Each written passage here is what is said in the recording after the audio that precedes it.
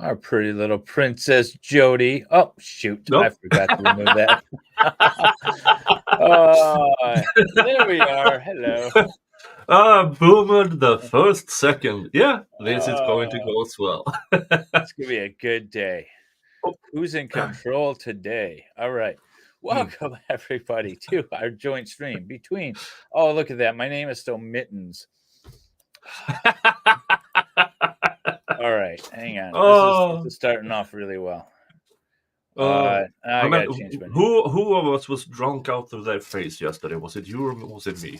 So Mittens apparently is what Valhalla's wife calls me because I'm from Michigan. Oh. So she calls me Mittens, and so that went up on the expert stream last night. Welcome, everybody. Welcome. Happy Jodi Day. Yes, happy Jodi Day. I love Saturday Jodi days. Yeah. We get to spend a little more time with everyone's favorite gal, Jodi. And that's about it. Tuesdays are awesome. I love having the mix up in the middle of the week. They just tend to be a little shorter.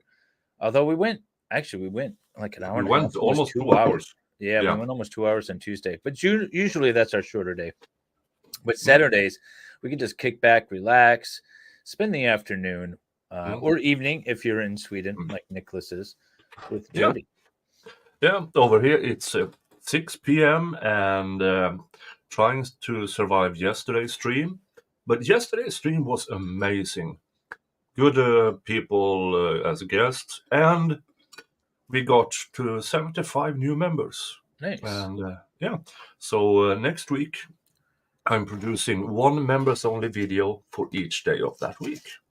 All right. So yeah. Do we get input, or are you just gonna put them out there? Because I won't go there.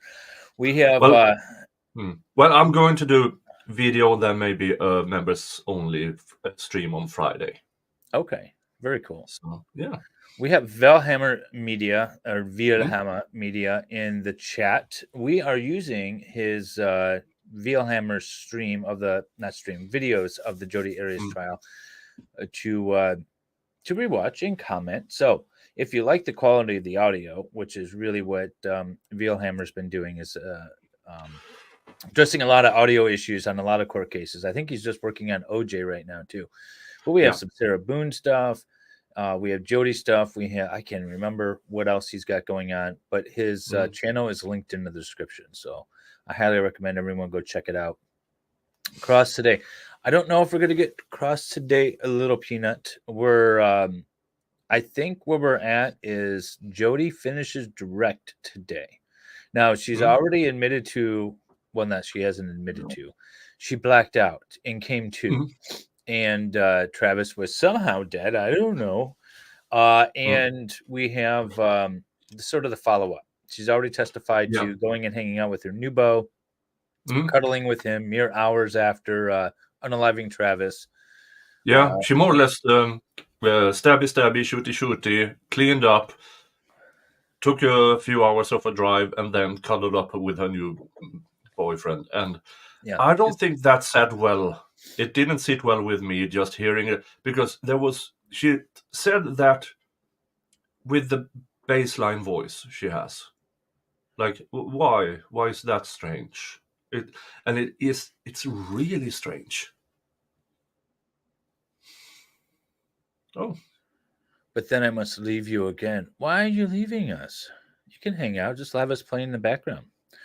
But thank you. We appreciate the thumbs up. Yes, Nick and I are dual streaming this. You'll see a link at the top of my chat to Nick's stream and a link at the top of Nick's chat to my stream. You won't miss anything if you just, click back and forth because we are dual streaming. And you can just go ahead and leave Nick's and give me all the thumbs up because we do have a little battle going on between. Yeah, in the end of the stream, we check who got the most likes, who got the most memberships, and who got the most super chats. Yes. And and Nick wins all the time, so we need some loving over here. No, I don't. But good morning, everybody in chat. We'll say hi to Indigo, to Jamie, Salvador, Bobby, and everyone else that I missed. Mhm. I know I missed a And ton of Anne people. is here from Canada, and I see Ace's Wildflower is here. Christine Footnado is here. Hi, everybody. Pixie is here all the way from Make Believe Land. That is awesome. So yes, but it is Jodi Day. We have about 2 hours left. Is that right? Hour and a half left of Jodi on direct. I'm gonna ump it. I'm gonna bump it up to 1.25 because Jodi is, for the salation that this trial was, she is boring as all hell on normal speed. So we're gonna bump it up to 1.25 depending on our stops. We might make it into day 21. I don't know. I'm not gonna promise it, but we'll see. Yeah, and I need to get my nicotine pouches because I'm a slave under nicotine. Be right back. All right. Well, while we are waiting for Nick to get back, why don't we just start the shenanigans that is her truth, Jodi's truth. Let's hear more of Jodi's truth, shall we? Miss Jodi had encouraged you to do so. But beyond that, did you have your own reasons for contacting Detective Flores? Yes. And what were those? I thought that if I didn't call him, it would look more suspicious than if I did call him. So. Oh, yeah. So she starts calling the police. That's what we're talking about here now. So this is the aftermath still. So she's now calling the police and essentially giving them all the information they need to arrest her. Effort to pretend like I was never there. I called him. Okay. Why not call him and tell him what happened? Good afternoon, genitals. I get to say that. Yeah, and on Baker's stream, I was so surprised because genitals, what was it? Husband also got a membership on Baker. Oh, nice. Yeah. Nice. Who had a really, really funny name. I was scared to do that. I mean, I just couldn't imagine admitting to something like that. I couldn't even imagine doing something like that. Again, she has to correct herself. I can't imagine admitting. I mean, doing. Yeah, right. So you called him to act as if to begin putting up the facade that you had nothing to do with it. Is that what you're telling us? Yeah, I began that facade almost right away because I didn't want anyone in Utah to know either. But that's why I called him also. So to try to continue the facade that you began in Utah. Hello, Melissa. You called Detective Flores. Yes. Okay. Oh, if his name's not David, I have no clue. Now, we talked earlier about a gun you had purchased. We talked about suicide and about a gun you had purchased it. I believe you told us Don's Sporting Goods, right? Right. Okay. And you said you went through a background check and everything. When was it that you purchased that gun? I think I purchased it on July 1st and took possession of it July 11th. Morning, Jess. Okay. Hey, Jess.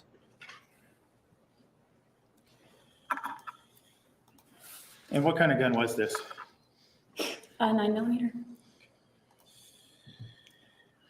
Yeah, apparently she passed the background Yeah, check. there is. But she didn't unalive anyone until after she purchased the gun, Salvador. A lot of time. All her previous boyfriends are still June alive. 10th That's right. in early July. 3 weeks or so. Did you make any attempts to kill yourself during those 3 weeks? I'm already at a warning for on YouTube. During that time period, you also made various calls to Detective Flores. Yes. Why were you continuing I'm good to go. to do that? Why did she keep calling Detective Flores? One, I wanted to continue to act like I was participating. And two, I kind of also was calling him to see what information I could garner from him. because you wanted to get whatever sense you could of whether you're going to be arrested soon. Is that right? Rephrase. Would it be fair to say you were trying to see if your arrest was imminent? I knew it was imminent. I just wanted to see how much, I wanted to try to determine how much time I had.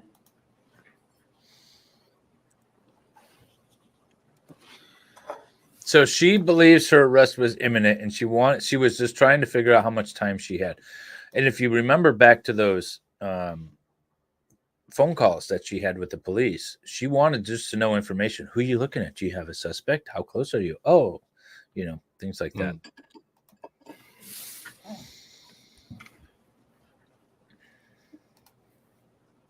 Given that what you said before about killing yourself and not seeking a gun out until July, you were living at your grandparents' house, you had access to guns, right?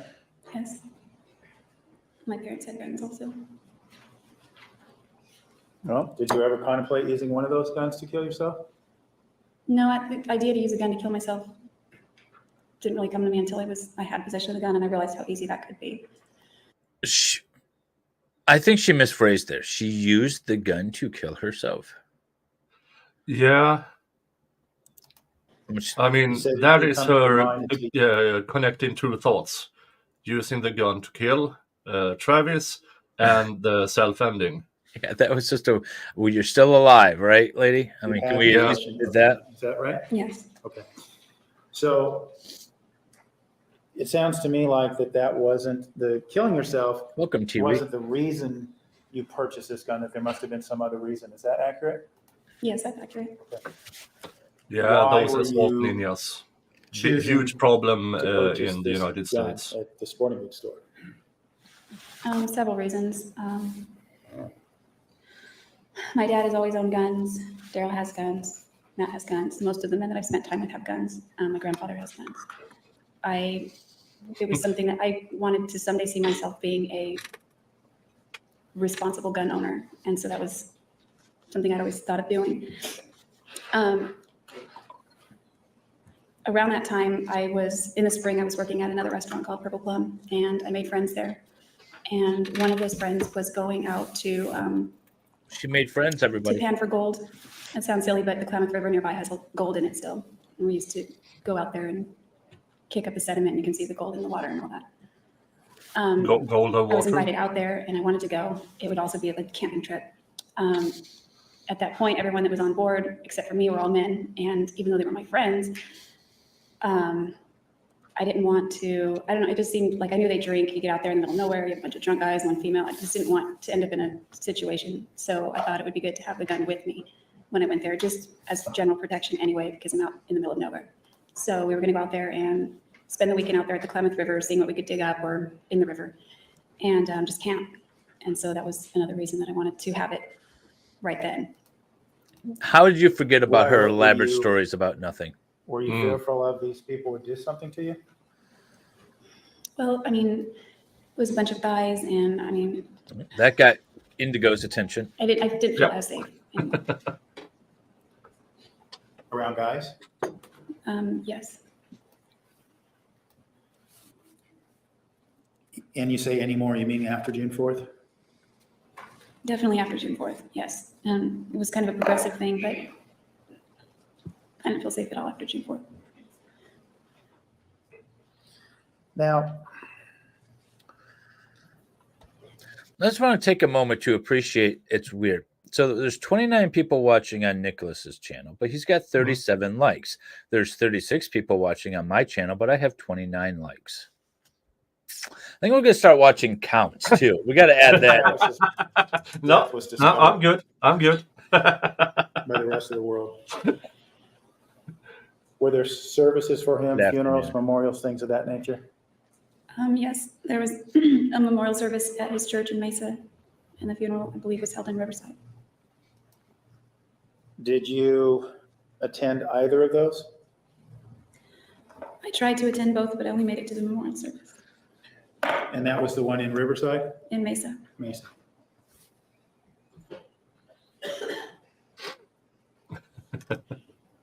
Given what had happened, Why did you want to attend those services? I thought that if I didn't show up, it would look suspicious because Travis and I were close, and a lot of people knew that. And You're were still so saying- keen. one time, She would go to these saying, I hope they find the killer. Yeah. Right now, remember, her defense is I unalived him intentionally as self-defense, right? Mm. So she's sitting here on the stand admitting that she killed him. Hey, Danielle. Why did you feel the need? Had you made a promise to him that you would? Like a politician, right, Mats? Mm. the subject of my funeral came up one time, and he said, "I'm sorry, keep forgetting." Name. Oh, now I'm green again on monetization. And you and Travis had an agreement that you would attend each other's funerals? Something to that effect. He was going to give a eulogy or something if I ever died. And keeping that promise or that deal still meant something to you? Yes. I'm sorry, Miss Harris, what? Yes. She cries in weird places. Yeah. The subject of my funeral came Because up, he would have come to mind.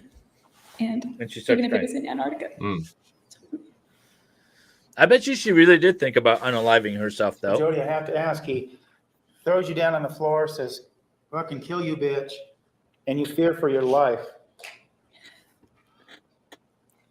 Why doesn't that kind of conduct just kind of throw that promise way out the window? Leading, argumentative. Oh my No, God, where's I the don't think objection? so, because whenever he lost his temper, he seemed genuinely ashamed about himself afterward, and that's not the kind of person that I believed he was at the core of himself or who he wanted to be. So it wasn't like one of those things. I want to be propped up in a pine box in the corner of my living room. That's my funeral. So Send me You to a still viewed taxidermist him- and send me to Dave. as a good person, Rephrase. is that correct? Are you- Just be standing behind me, Nicholas. I believed in him and he wanted to be a good person. And That's actually the only question. She was asked whether or not she did view him. She's answering, Judge. She's Overall, still- complete your answer. I've seen very, very good sides to him. And that was the person that he wanted to be. And that's the person he wanted to embrace. And so, I mean, I've got sides that I'm not proud of, and he did too. And I just figured that's part of being human. And he had really good sides too. Okay, I know she said he had really good sides too, but it sounded like something different. Yeah. By that point in time, had you forgiven him for attacking you that day?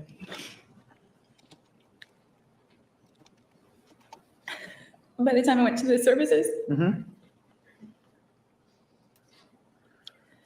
I blamed myself. So I didn't know how much there was to forgive, but I had this experience. It sounds silly, but I had this experience. Should be able to present or not. What was your experience? I was at the Freeman's house in Gilbert after the service, and I was in the bedroom in the afternoon, just taking time out for myself, away from everybody. And I felt like he was there.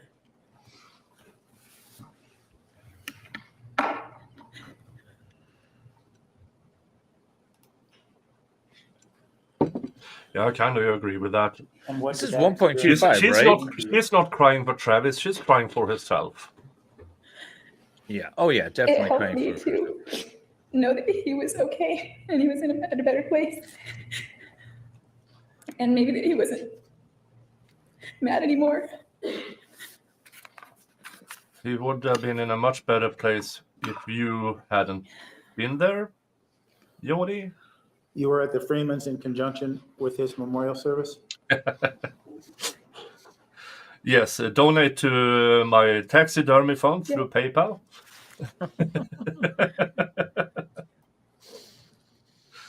After you had that experience, Valhalla. you forgive yourself for not escaping. He was not happy at all. She would state You've already testified that, Judge. I make the objections. Oh, that's Whatever it is, wonderful. I make the objection, you Counsel, decide. please approach. That caught him off guard too. He just sort of sat there in silence for a bit. Oh. Sidebar. I wonder if we have transcripts of these sidebars. That on June 4th, you didn't feel like you could escape because of an incident in 2007 where he caught you running down the hallway. Is that correct? Yeah, my intention was to run out of the room and I didn't make it out. So in 2008, on June 4th, based on what you said earlier, you didn't consider that a viable option on June 4th. Is that right? Objection made. Sustained, rephrase. Did you consider, at the time, did you consider Hey, the escape White Rabbit. and running away Welcome, as a welcome. viable option when he was attacking you? The Moni Mani. Not Money? through the Money's bedroom here? door. I thought I could run into the closet and then run the other way and then maybe get out. It didn't work out that way. She ran So into the going closet thinking she to my could get out. question. That's what she just said. Thinking she could get out through the closet. Okay. Yeah, sure. And then, You could just run out the front door. when you were at the Freemans and you had this experience, had you forgiven yourself for not trying another option? No. I didn't. As we stand here today, years later, have you forgiven yourself for not trying another option? Objection, relevance. Approach.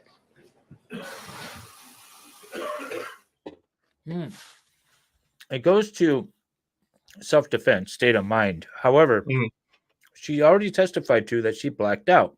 She remembers taking the pictures of him in the shower.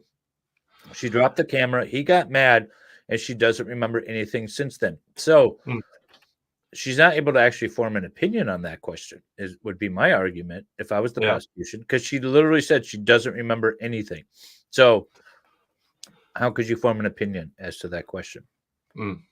Yeah, that was a bad call from her to answer in that way. Yeah, she really should have said, and then he came at me. He was whatever, strangling me. Whatever her story is going to be, you have to be able to remember it.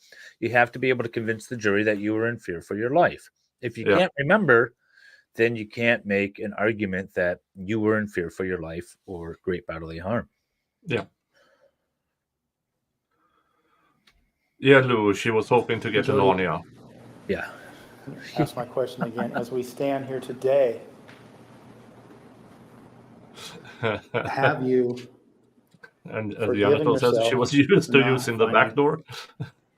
another way out of the situation you found yourself in on June 4th? No, I think that if I had just left before any of that happened, I have a million regrets. I mean, I was scared of him and All trials, all criminal trials, there's a lead detective that sits with the prosecutor. You might not have seen it. They might not have testified, but they all have somebody sitting with them. That's the lead detective in the case. Yeah, because this prosecutor does not have associates or backup prosecutors. He does everything by himself. Yeah. I mean, if you go back and watch even the Megan Emirowitz case that I covered, Michigan, small, short little trial, the lead detective who did testify was also sitting there the entire time. The state is allowed to have one witness, the lead detective usually, sit with them to help the state prosecute the case. So they always do. reacted, but I will always regret everything about that. Do you blame yourself for not taking some other alternative measures? Yes. have no idea. You did then and you do now, is that right? Objection answered. Sustained. Well, I guess in theory it could depend on the state, but it's a sort of a general rule that the prosecutor is allowed to have somebody with them. You know, we see it in the Whitmer case. We see it like every case that I've ever actually participated in too. If we go to trial, they always had the lead investigator sitting there with them. Which will be interesting in the Melly trial. Yes, yes.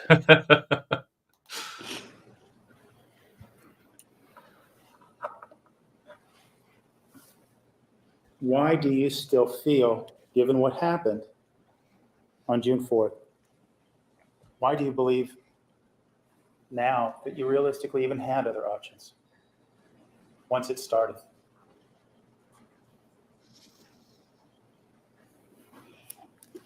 Well, maybe if I hadn't, when I grabbed the gun, I didn't mean to fire it. It just went off and that made him even more angry. He just became this volcano. And so I think that if maybe I'd handled it properly. She says she shot him in the head. Yeah. Because there's no bullets in like the walls or anything. And that just made him more angry.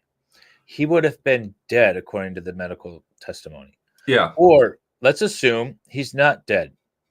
Would you have become angry or maybe fearful trying to get out of there? I don't know. It just doesn't make sense.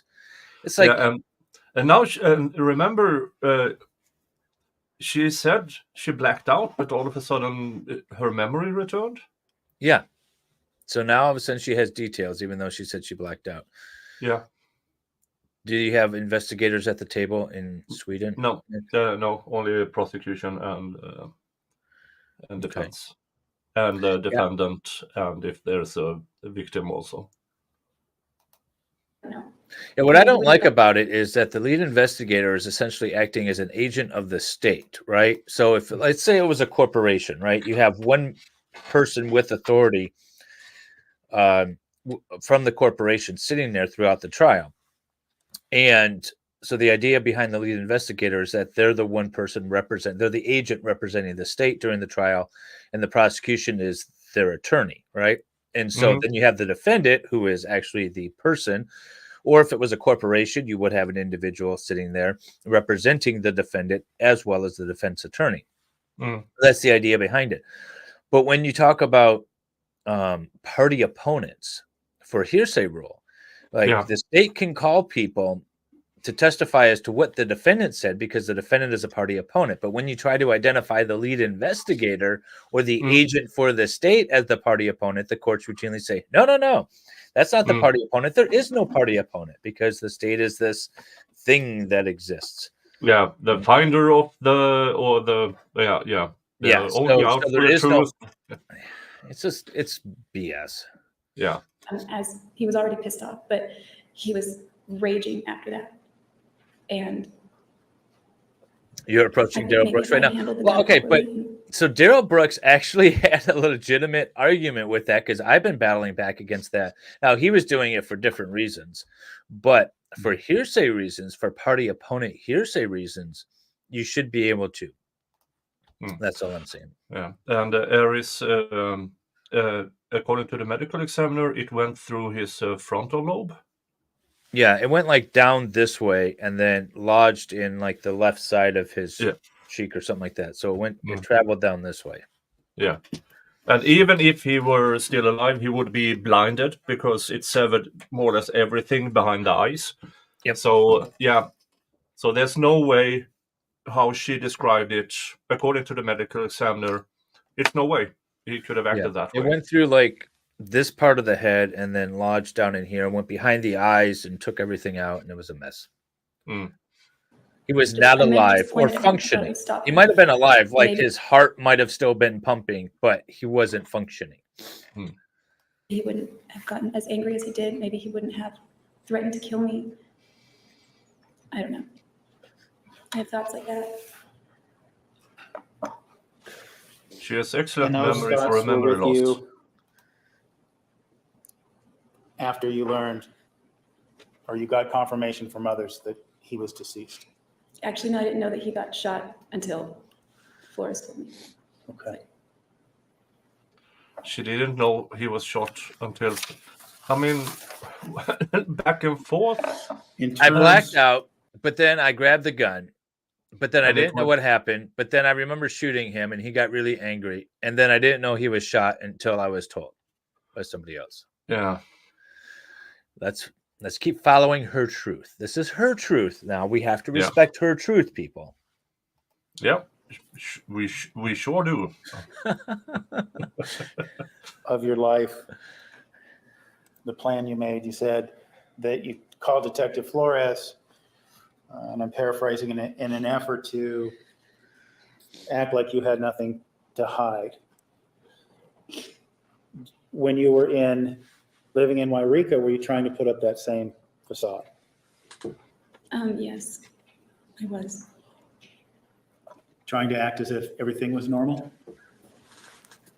Well, it depends on the time period. The first week, yeah, I tried to act like nothing had happened. And then when I talked to Bishop Layton and Dan Freeman, it felt like I had like more freedom to just let it out.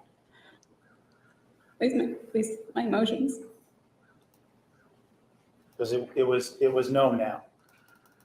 Yes. And you say let out your emotions. Apart from that initial outburst you talked about after speaking with Bishop Layton, did you have others? Yeah, I did.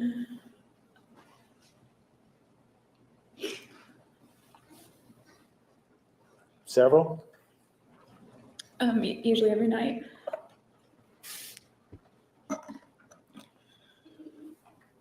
Why every night?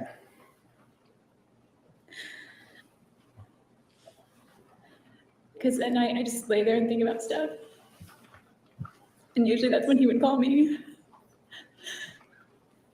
And usually when he called me late at night, he was in a good mood. It wasn't your self-conscious getting to you as you lay there at My phone night wouldn't ring anymore. thinking about what you did. Mm.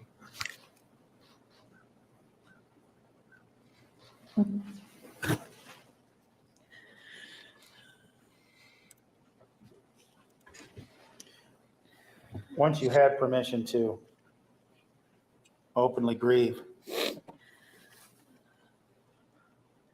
did you tell your family what happened? I told them that he died. I didn't tell them anything about me being there.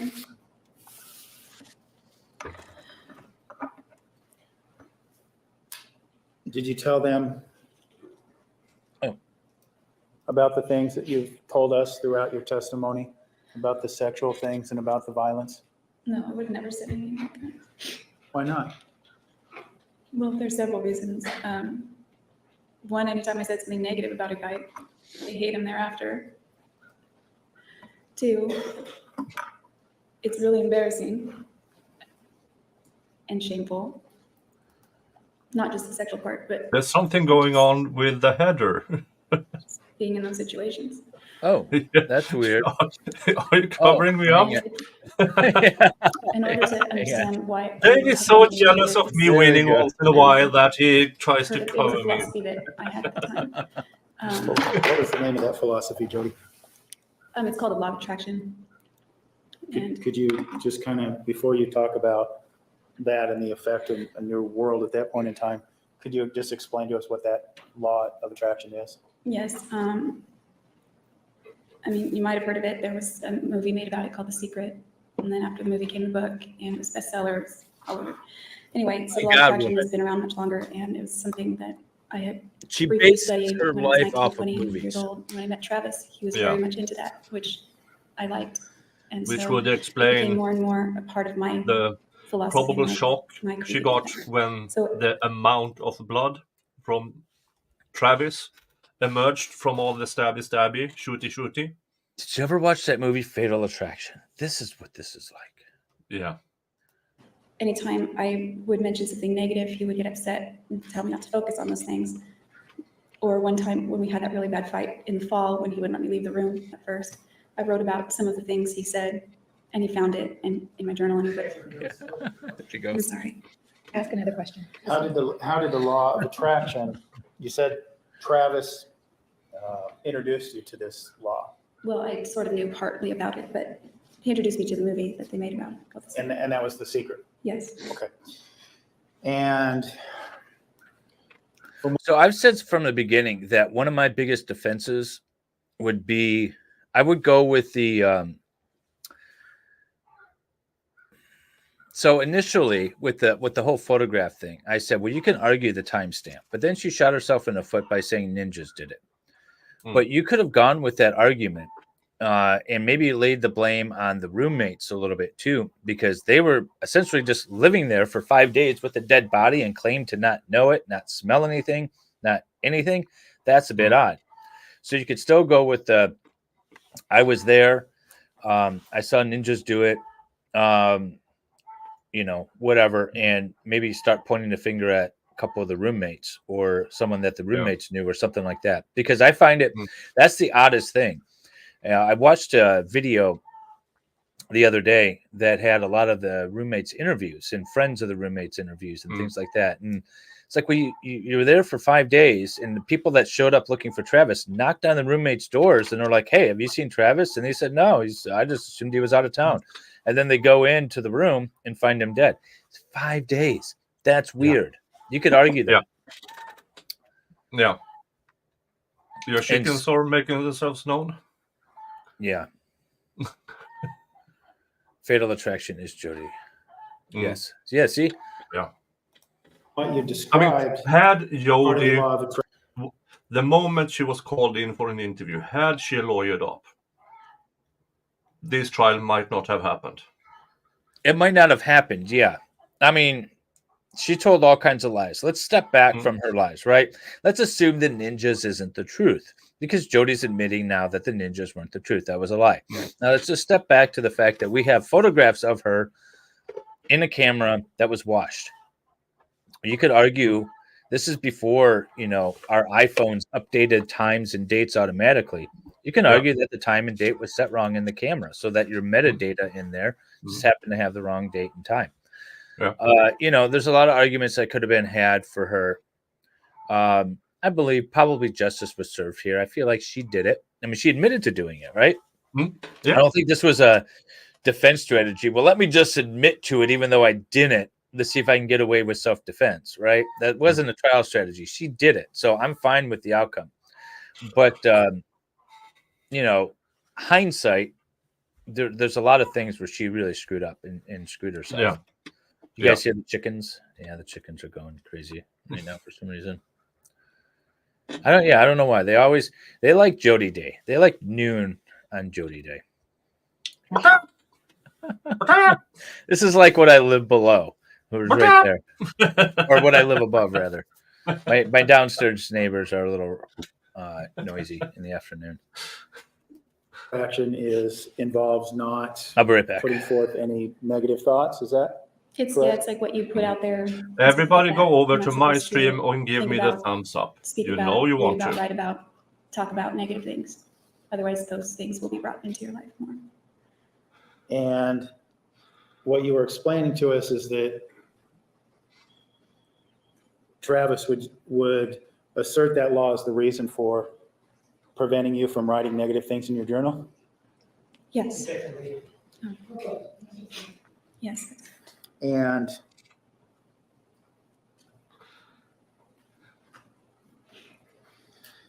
explain to us then, you mentioned the law of attraction and putting things out there. What was the meaning of that to you as it related to my question about saying anything negative about Travis to your family? I never said anything negative about Travis ever to anyone, except one time with Matt. So I didn't want to say anything negative to my family about him either. I didn't want to say anything negative about him at all, especially now. I didn't want anybody to know those aspects. When you say didn't want anyone to know those aspects, what do you mean? I definitely didn't want, I promised I wouldn't say anything about his other issues, which I didn't ever want that to ever come out, but.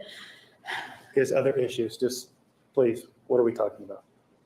His I don't know how else to call it, his sexual problems.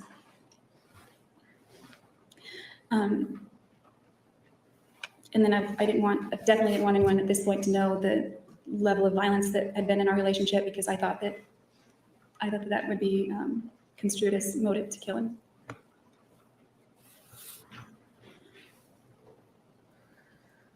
What I miss? Okay. Nothing. We're just discussing your chickens and that your rooster are making Remember weird the day noises. you were arrested? Yes.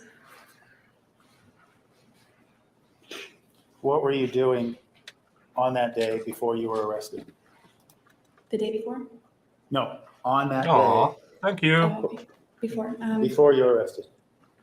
I was getting ready to move some things down to Monterey. I was going to be gone for a few days. She was running from the police. So my dad took me to the south end of town to get a car rental at that time. I didn't have my Infiniti was gone by this point, so I couldn't drive to Reading and get a cheaper car rental. So he drove me to the south end of town. I got a rental, came back, put some things in the car. I still had some things of Matt's from like 10 years prior. So I was putting some of those in the car to give to him. He'd been wanting, they were old books. And I took a shower, and then my grandma told me that there was a police officer here, or at the house. Let me ask you this. Do you recall this gun you bought at the sporting goods store? Do you recall if you had it in your possession at that time or not? I did. It was in the car.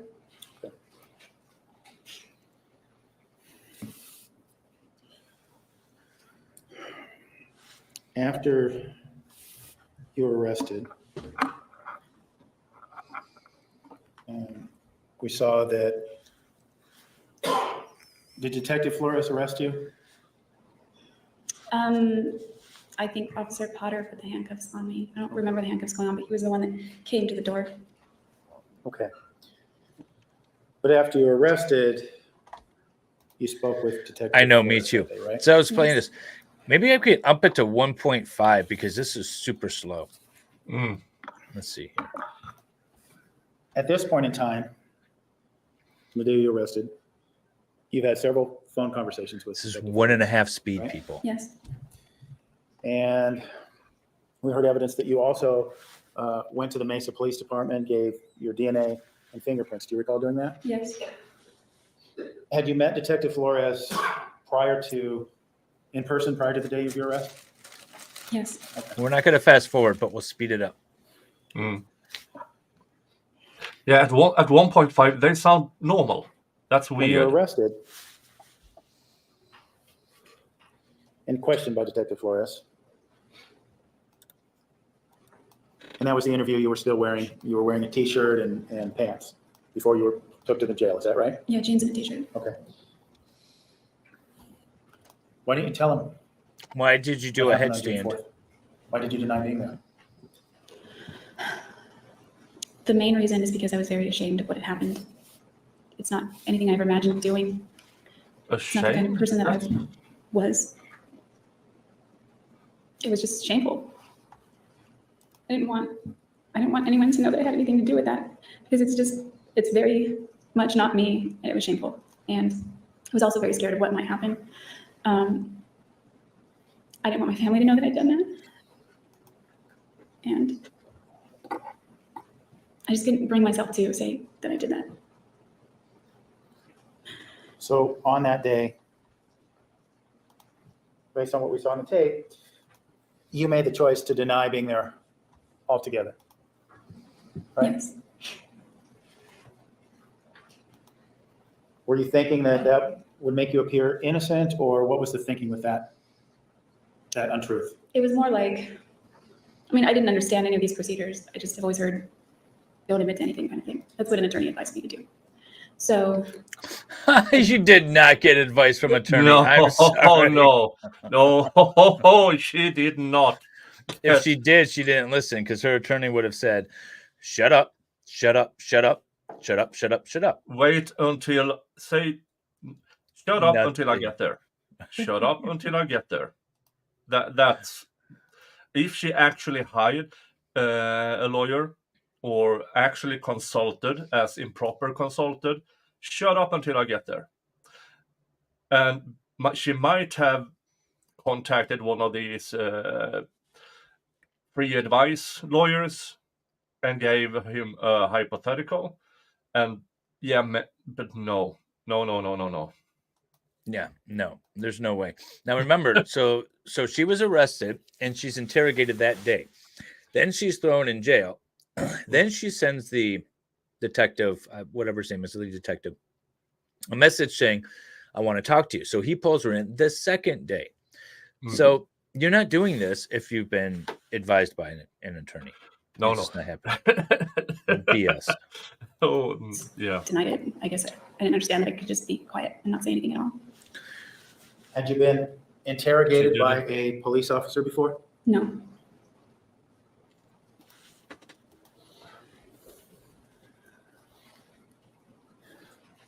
You speak with Detective Flores again the next day in Wairika. You recall doing that? I don't know. Yeah, first I talked to Detective Blaney and then Forrest. Hey, Crime Spies, welcome. Hey, yo. Now, when you spoke to Detective Flores on that second occasion, you told him you were confronted, weren't you, with evidence that, in fact, you were there, Right. weren't you?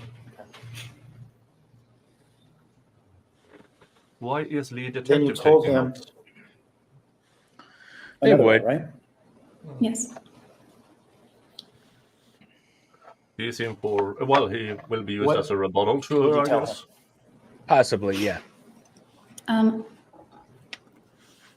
began to tell him things that I thought would comport with what the forensics would show, as well as create like not an excuse, but create a way for me to not have been responsible for it. So she admits to just lying during the interrogation. Hmm. You were wondering why the lead detective would be taking notes. It could be for rebuttal. It could also be notes for the prosecutor saying, hey, remember when she said this? That's contradictory to what she just testified to. So maybe you want to cross her on this particular aspect. You know, things like that. That's why you have somebody there, especially the lead investigator. My clients do the same thing as a defense attorney or whatever. My clients, I give them a notepad. I tell them to write stuff down. And when I'm cross-examining the witness, I'll look at their notes to see if they have anything that could jog my memory or something that they want, me to address. Whether or not I will is different, but it just helps with the sort of in the moment trial stuff. So in that regard, you tell him a story about a man and woman breaking into the bathroom. Ninjas. Why did you come up with the story? Let's start. Why did your story include the idea that there were two intruders? There were two people there that day. I don't know. It just seemed like, and everyone was saying, oh, one person. Here's a recommendation, well, let's approach. Yeah, this is why you shut up and don't start lying, because once you start, you have to remember every single lie and they all have to fit together.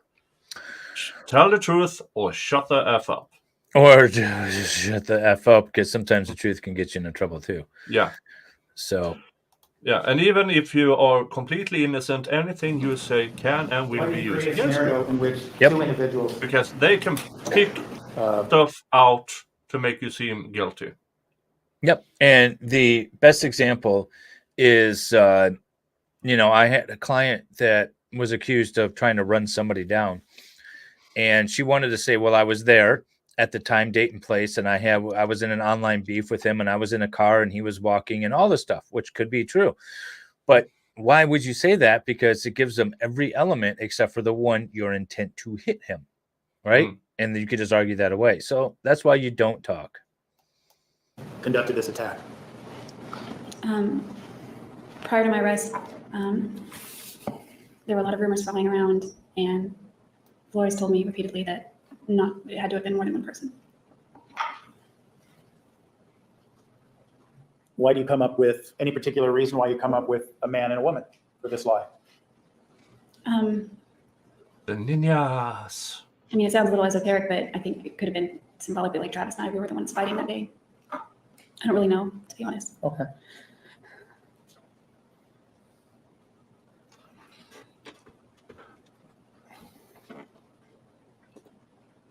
You know, when you did this second interview, you had some time to think and get your bearings. When you were creating this lie to tell Detective Flores the next day, did you contemplate telling him the truth?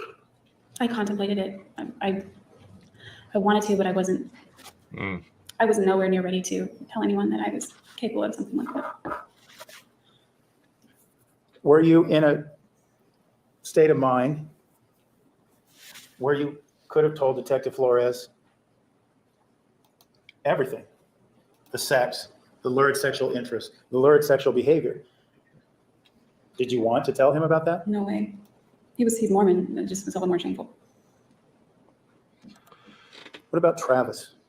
Did you still want to protect him, his memory? I was very concerned about both of our reputations, and I didn't want to start throwing him under the bus, so to speak. I didn't want to say negative things about him now, because there were a lot of people already hurting, and I didn't see what benefit it would be to talk about any of those things.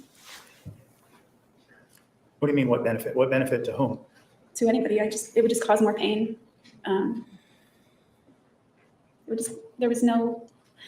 didn't see what benefit it would be to anybody to talk about these things now. I mean, this is stuff that Travis didn't want anyone to know about. These are things I didn't want to tell anybody about.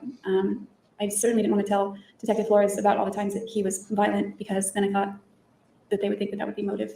And I didn't want, Travis and I considered us friends. And when he got that way, and then we got over it. And I wanted to portray the appearance that he and I were friends, which we were when we were getting along. We were just fine. And then like that whole day was fine. And then it just flipped. What about the benefit to you to telling Detective Flores the reality of what happened in your relationship?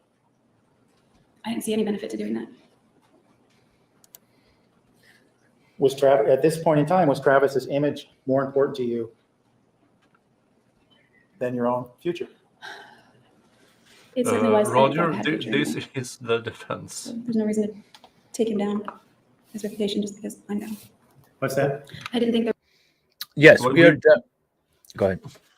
We might get to the prosecutions, well, at least to day 21 during this stream.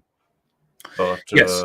I am not entirely sure when on day 20. I thought it was day 20 the defense was done with her. Yeah, I don't think so. Oh, I mean, I think at the end, but I don't think we get to cross on day 20. We'll find Okay. out, but I don't think so. I think we start off day 21 with cross-examination. Hmm. So we'll see. We have we only have like 40 minutes left, and we're at 1.5 speed, so we should get there fairly quickly. Yeah. there's any reason to start opening up that door when there's just no reason. I didn't have a future. There was no benefit to me. There's no benefit, certainly no benefit to anyone else to say those things.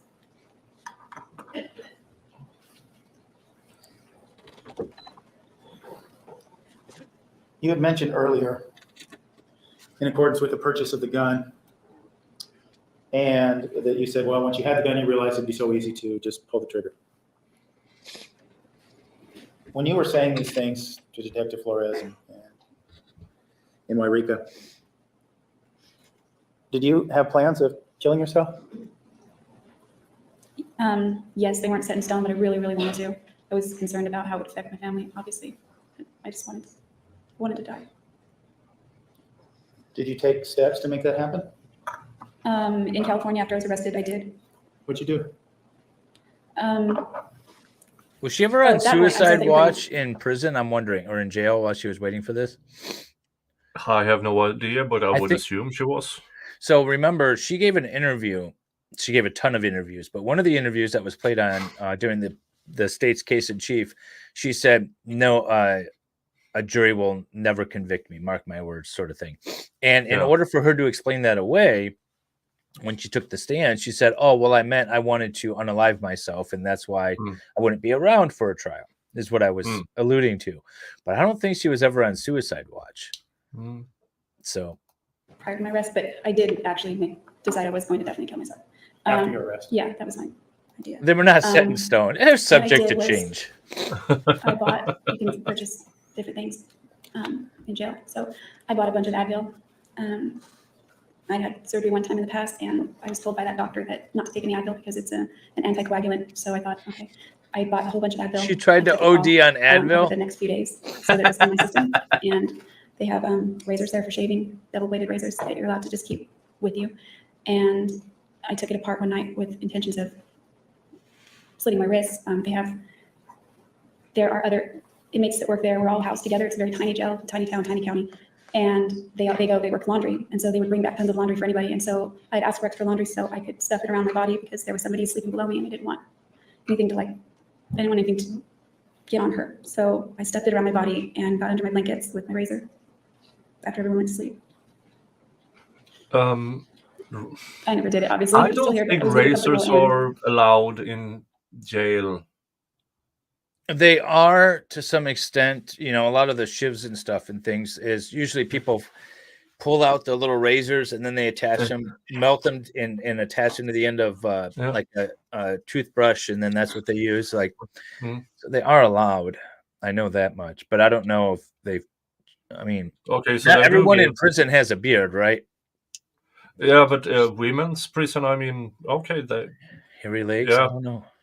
hairy legs. But yeah. As I was moving around, I nicked my wrist with the razor on accident. It was more like a paper cut. It just stung so bad. And I sat there and I couldn't bring myself to do it. I don't think she believes I was her really own pissed at myself lies. because I wanted to No, I just wanted to be done. I wanted to this be is done. I just wanted to her be dead before remembering Travis something was from a movie. Travis's what? his birthday, And what was his birthday? July 28th. July what? 28th. Okay.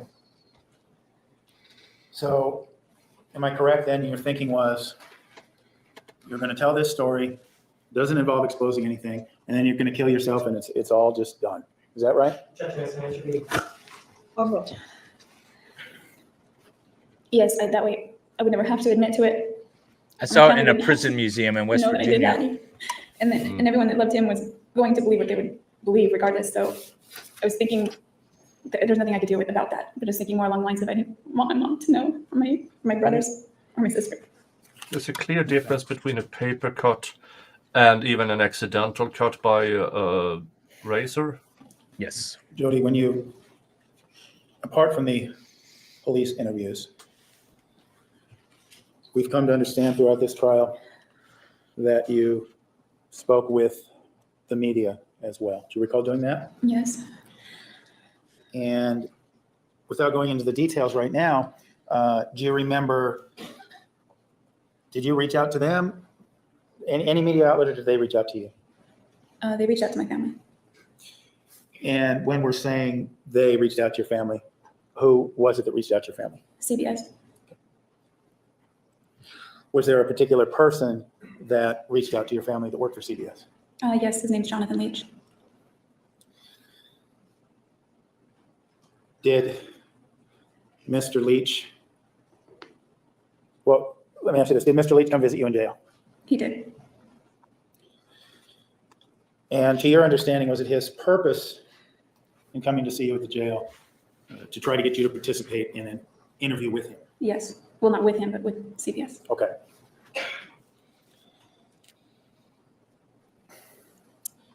And did you decide to participate in the interview? Oh, they're going to play the interview? Eventually I did, yes.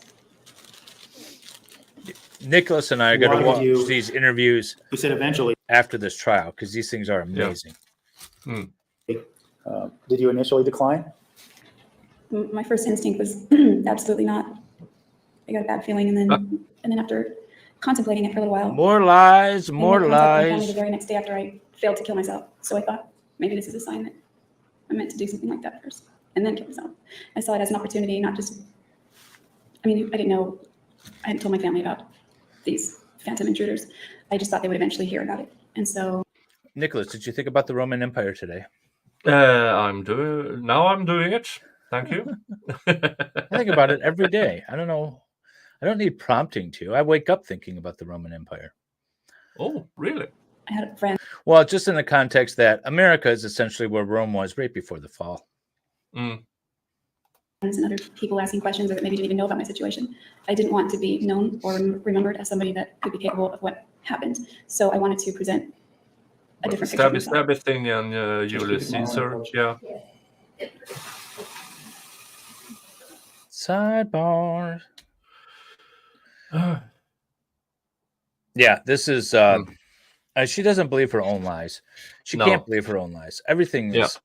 If you Hmm. listen to her recordings with her parents and stuff and her grandmother, where she is told that her picture. This is when she's just arrested.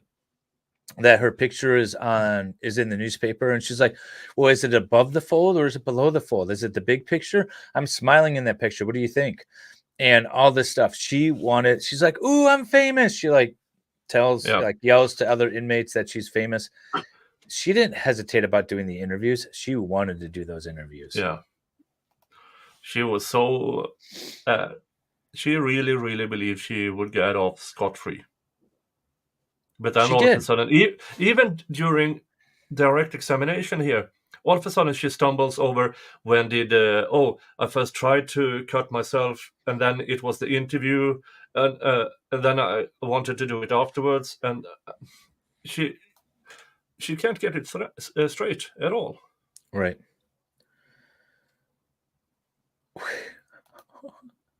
Taking a morning piss always reminds me of the Roman aqueduct system. Okay.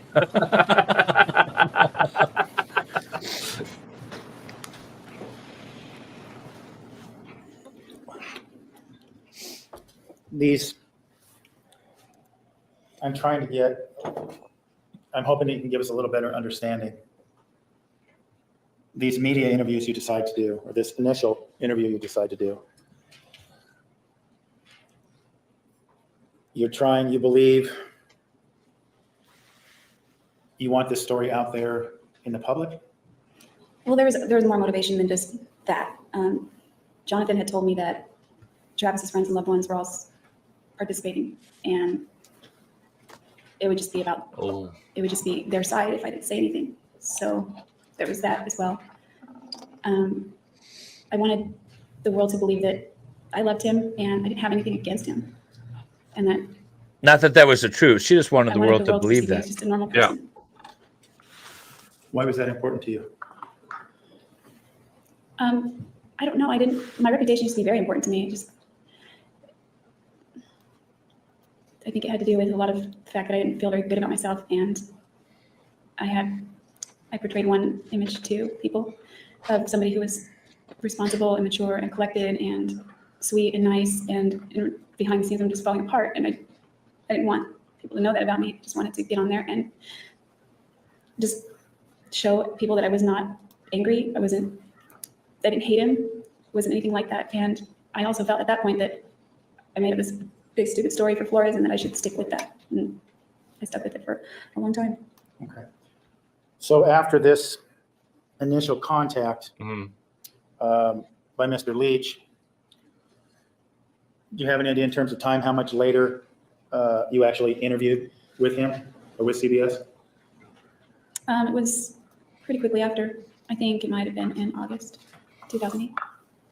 And then, This initial, did you do more than one interview with CBS? yes, Okay. The initial interview, where did that take place? it took place at the Siskiyou County Jail. And who was interviewing you then? Jonathan Leach was. You said that this contact happened, if I understood you correctly, the day after this failed suicide attempt. Is that correct? That's correct. The contact, not the interview. Yeah, this is a good example of, let's assume she's innocent for the sake of this argument. She did nothing to help her case and everything to destroy it by talking and taking the stand. Amber Heard's also a good example of that. I didn't realize that Jodi was diagnosed with the same mental health issue as Amber Heard with the histrionic blah blah blah. Yeah. Yep. They were diagnosed with the same thing. It doesn't show at all Was the plan then to do these interviews and then kill yourself, or did the suicide get You could more or less No, switch the suicide those had been two put on hold. to taking the stand for each other, and you would have the same result.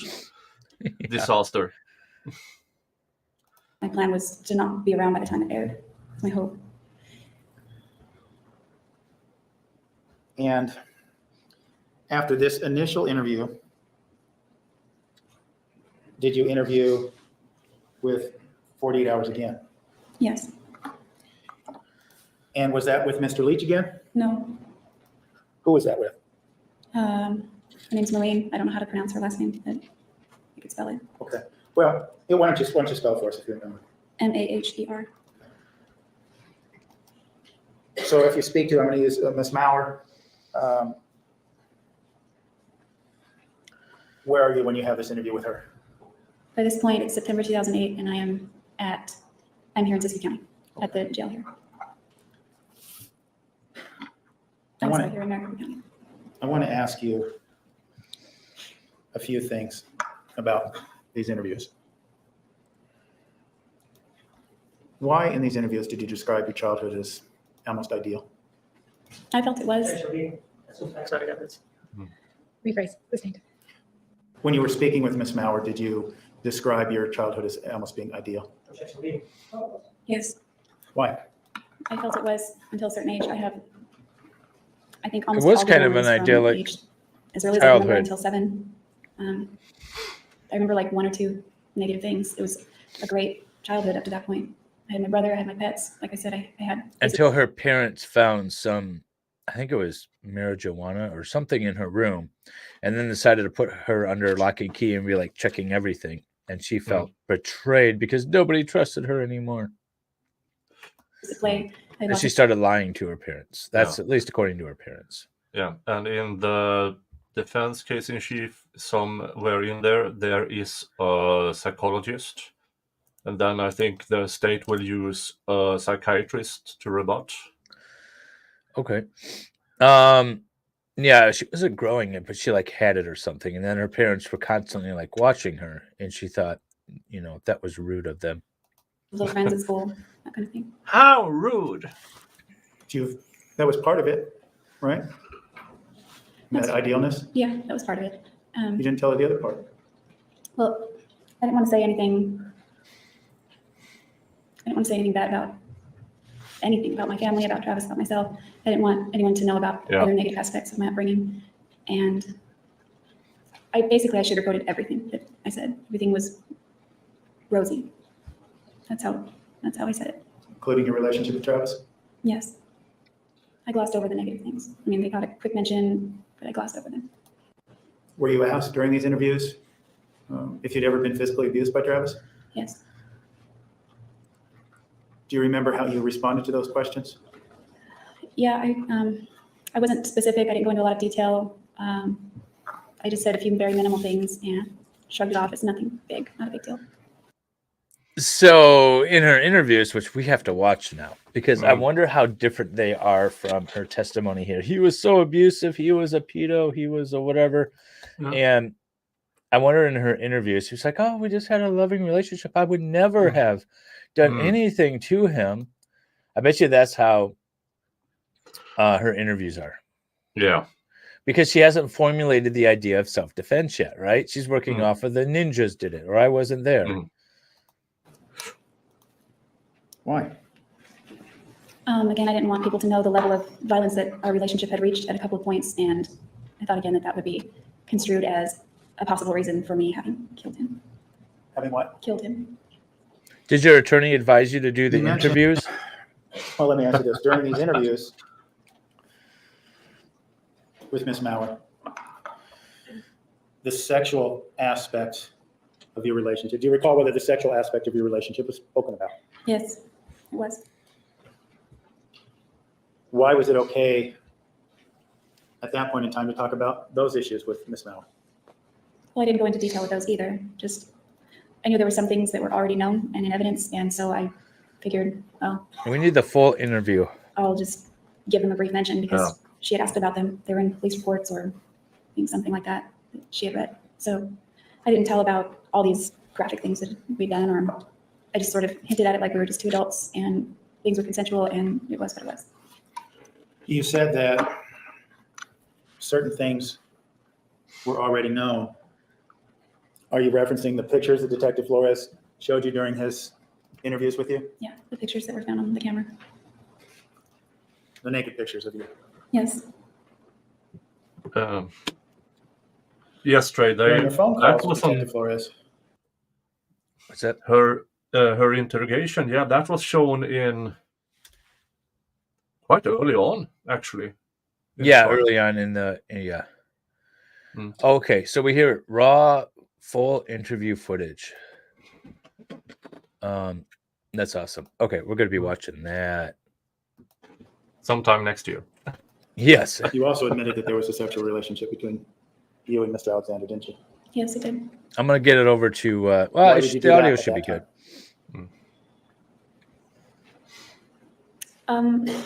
I thought that it would establish that I knew him very well, that we were close, and that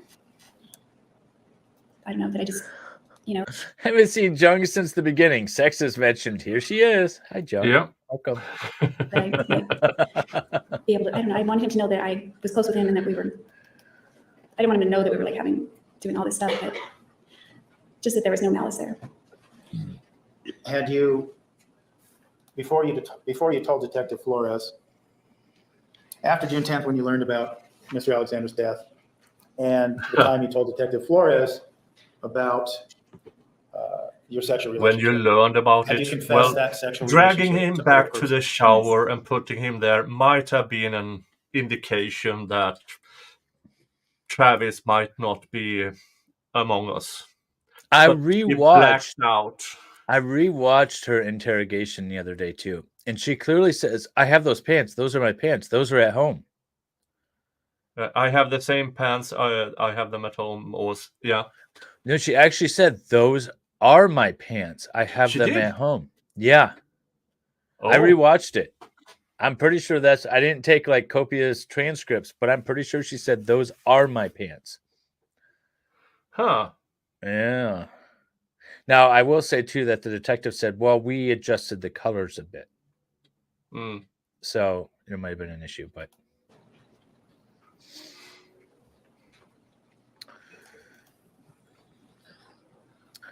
Jung feels the need to pop in though at certain times. The cat was someone out of the bag as it related to your sexual relationship. Why did you choose to minimize it during all these interviews? Well, because I didn't want to get explicit. I mean, I confessed to my bishop, and I mean, it wasn't a secret, but it wasn't widely known either. And I also didn't want, I just didn't want people to know, like, it's embarrassing, really. That's why I didn't want to get into detail about it. To your understanding at the time that you spoke with Miss Maurer,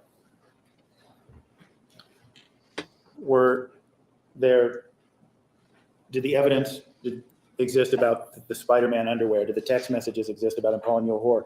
Was any of that stuff, to your knowledge, something that anyone knew about? I didn't think anyone would know about the Spider-Man underwear because it had been months since we had texted about that or talked about that. So she only talks I knew that some about of those- stuff. That's a thing about Jodi too, is she has a story and she leaves it kind of sort of ambiguous and open a little bit. And then when she finds out new information, she twists it. Then she finds out new information, she twists it more.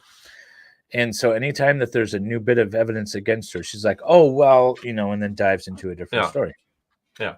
And all this about I'm sure that the Spider-Man underwear was correct, but it has nothing to do with any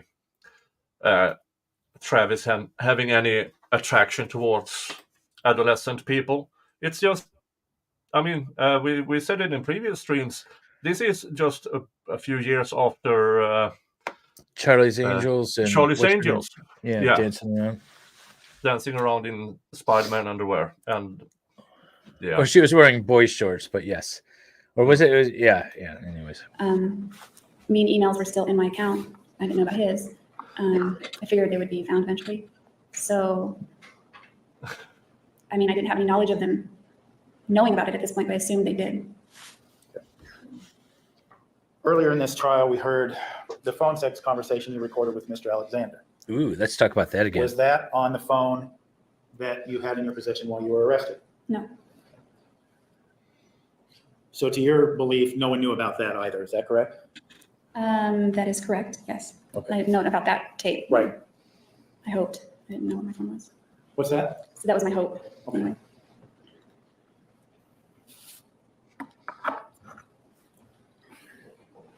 Why do you continue when you speak with Ms. Maurer? Why do you continue what we call the intruder story?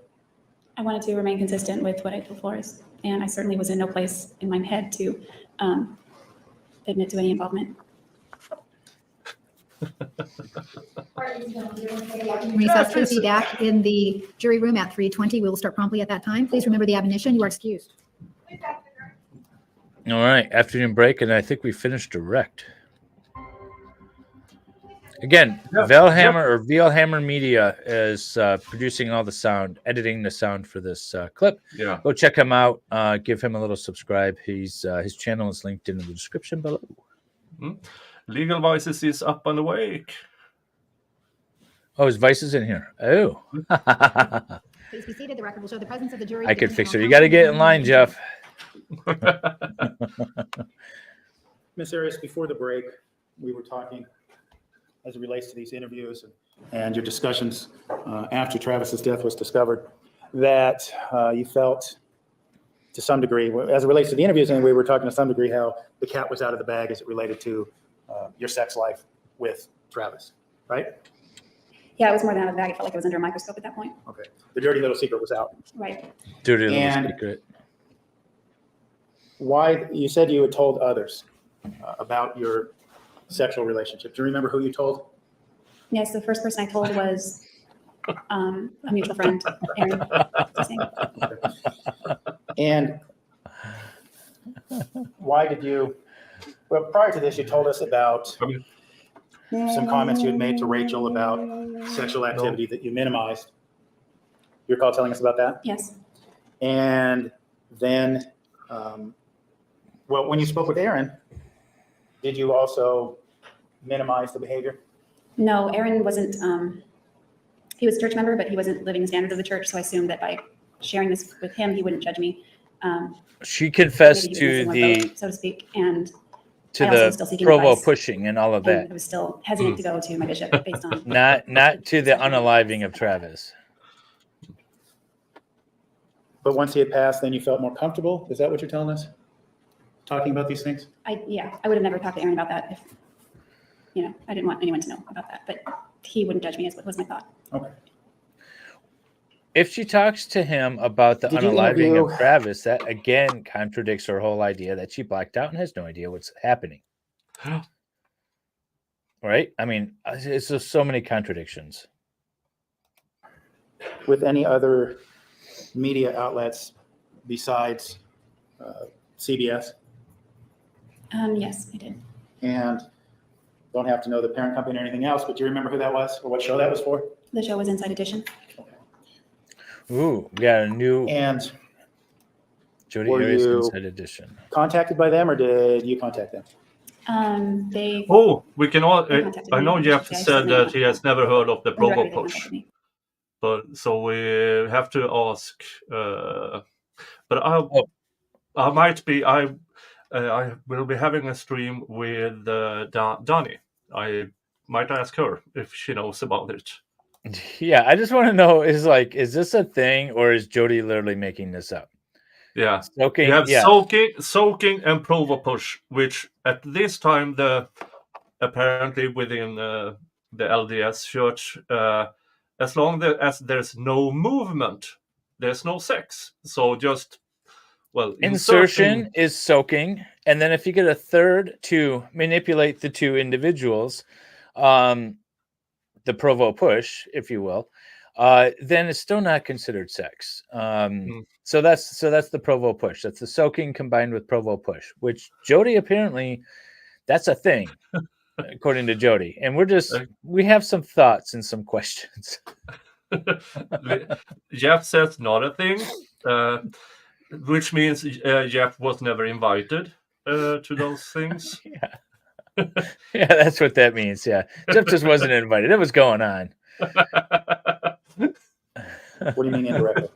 I was just hanging out one day and I think that's held a the unit one in the true jail, thing and an Jodi officer said. came Yeah, with- yeah. I mean, everything else is a lie, but I believe the whole soaking Provo push thing. 2 shirts saying which one do you want to wear. Inside Edition's here and they want to talk to you. And my attorney at that point advised me not to do that because it could. It's the same.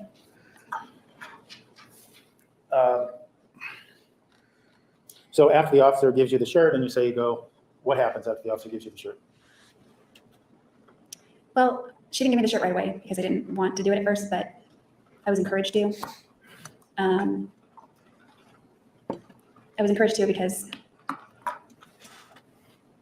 just trying to think how to word it. I'm sorry. Okay, well, let me ask you this. Did the officer encourage you to speak with them? Yeah, she did. And we're ultimately talking about a law enforcement officer, correct? Sheriff? She worked for the sheriff's department. She was an officer. Okay. So when you described the situation with Mr. Leach, it appeared he came and met you and talked to you about why you should interview before there were any cameras. Is that accurate? Yes. The gentleman from Inside Edition, do you remember his name? I think his last name was Boyd. I don't remember Okay. his first name. Well, okay, we'll just, the reporter for Inside Edition, did he come meet you and without cameras and try to discuss whether or not you should participate in an interview with his television program? No, it was just from. So the videotaped recorded interview You you still saw have to agree, man. was the first contact that we saw earlier, was the first contact you had with Inside Edition? Yeah, the first and only. Now, when we began your testimony some days ago, we talked about, I said, so during the trial was the first time she came up with the self-defense. According to the prosecutor in his book, he didn't know that that was going to be a thing that she was running with until the day of trial. So assuming that wasn't put out there anywhere, and I don't remember that being discussed anywhere, you could have still have gone with the ninjas, cleaned it up a bit to make it look a little more realistic, point the finger at the roommates who, even according to their own statements, decided to live in the same house with a dead person for 5 days and said they didn't hear, smell, or anything for 5 days, which is a little odd. And you could have gone with it wasn't me approach. And I think that would have been better than the self-defense, especially when your self-defense includes I blacked out and it's impossible for me to articulate that I was in fear for my life since I don't remember. Right. So that would have been a better approach, I think. I don't know if it would have been successful, but it definitely would have been better. Just my thoughts. a quote you had said, and I'm paraphrasing a bit, that no jury would ever convict you. Recall that? Right. And earlier you described those as being the bitterest words you'll ever have to eat when we began this testimony. Do you recall that? Yes. Okay. Let me first ask you this comment, no jury would convict you. Why did you say that? Judge has the answer. Well, you can't convict a dead person, and I planned to be dead long before everything got close to trial. That was my hope. Why did you choose those particular words?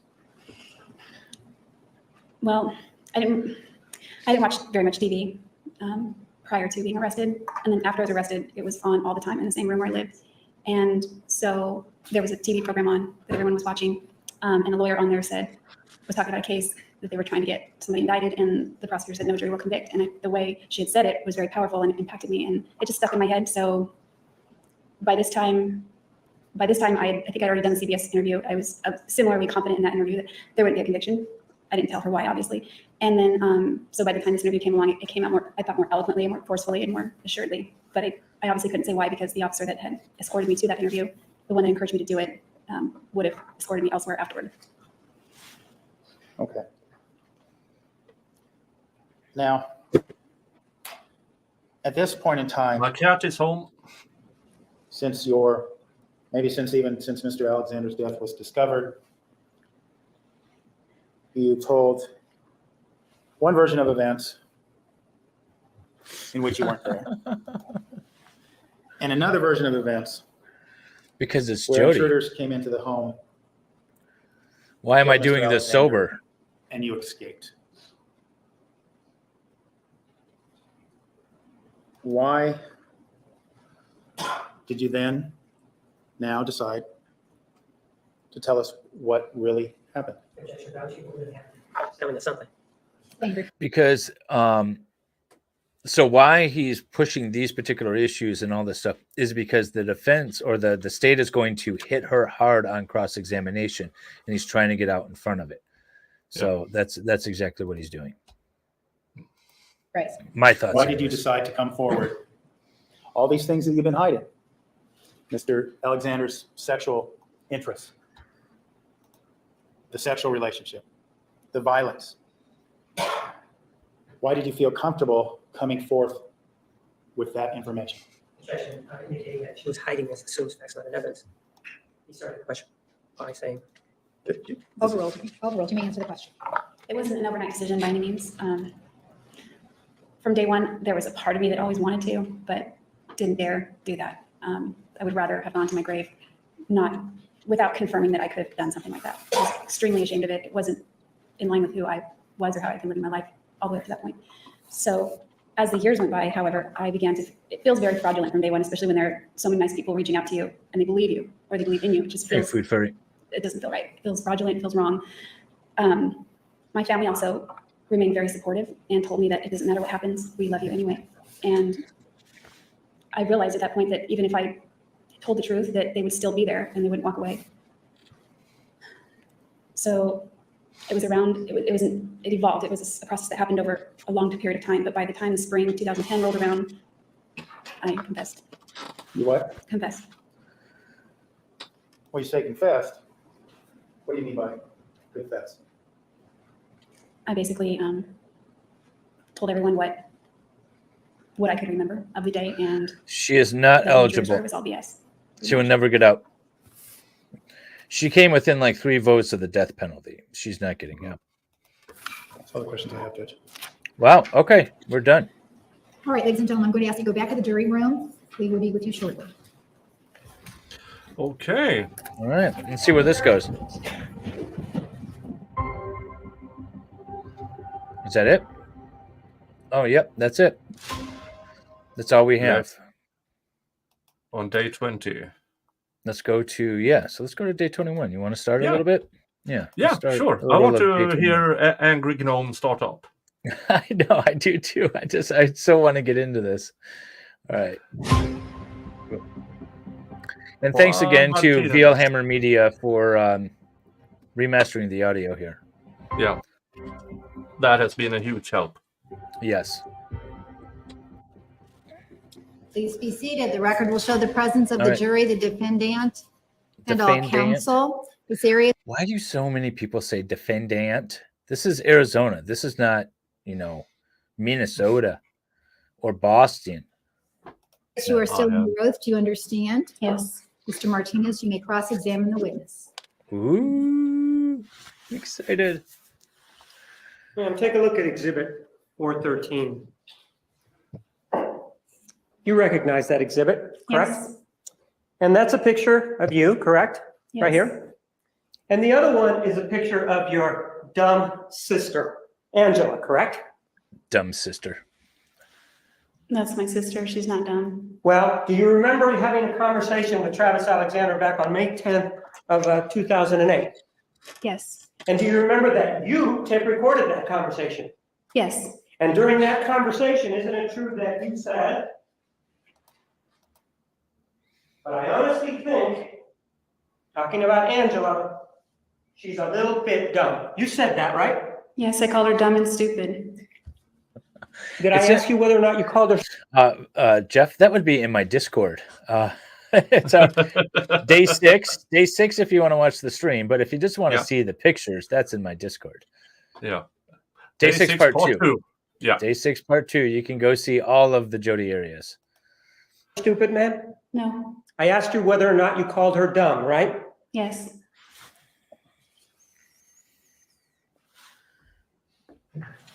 Ma'am, take a look at Exhibit 452.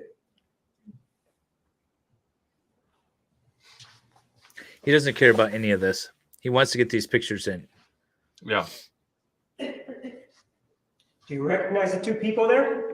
Yes, And this photograph was taken by your camera, correct? it looks like it.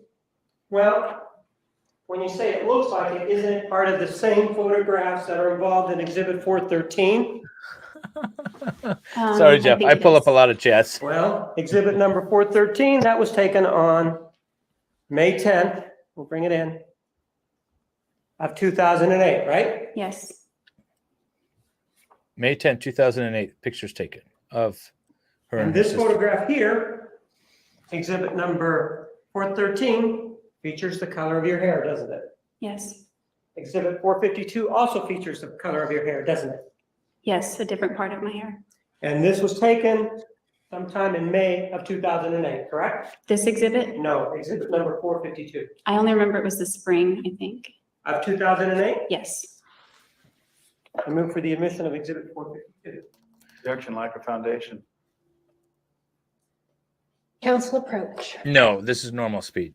Because I wanted to, I really want to get a feel for this cross. So, yeah, we have, if you become a member, you get access to my 3-hole wonder emojis and to the Discord, which has all of the Jodi Arias photos. All the CD ones, anyways. And then what day did we have the sexy phone call? I can't remember what day that was. 52 is admitted. The phone sex recording.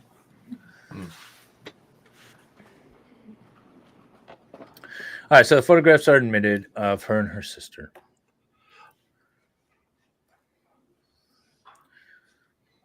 Now, take a look at the back of exhibit 452. It contains a date on there. Does that date refresh the recollection as to when this photograph was taken? yes. And what date was this photograph taken? 5 days later, the 15th of May, 2008. And with regard to this photograph, it also features you. And it also features your sister, the one that you also said was stupid, correct? Yes, Now, with regard to this name calling, one of the things that we heard through a text message was that you were upset at some point because Mr. Alexander said that you You'll were find out. going to turn out like your mother, or you were acting like your mother. Do you remember that text message, man? yes, And in that text message, there was this indication that somehow he was saying something bad about your mother, right? yes, And when you testified, you seemed to get pretty upset about that, right? I remember getting emotional. And you indicated that you loved your mother, right? I do love my mother, yes. Did you or did you not indicate that you loved your mother? I'm not asking you if you love your mother. I'm asking you if you indicated it. I don't remember. Do you have problems with your memory, man? Sometimes. So you can tell us, for example, what kind of coffee you bought at Starbucks back on June 3rd of 2008, but you can't tell us what you said yesterday or the day before? I always got the same drink at Starbucks.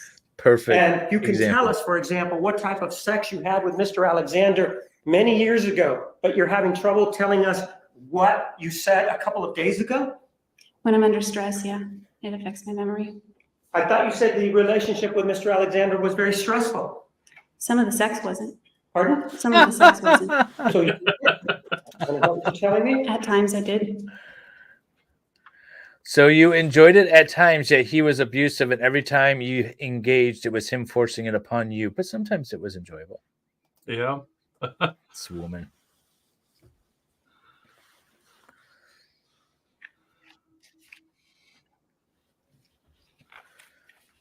But you did indicate at some point that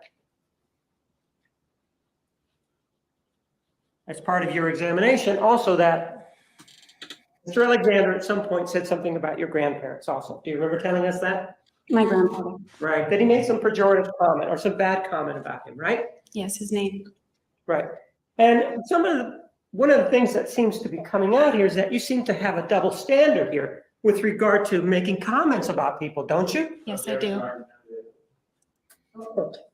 I do. And in fact, it's okay for you to make comments about, for example, Angela and call her dumb and stupid, right? No, Well, but you said it, right?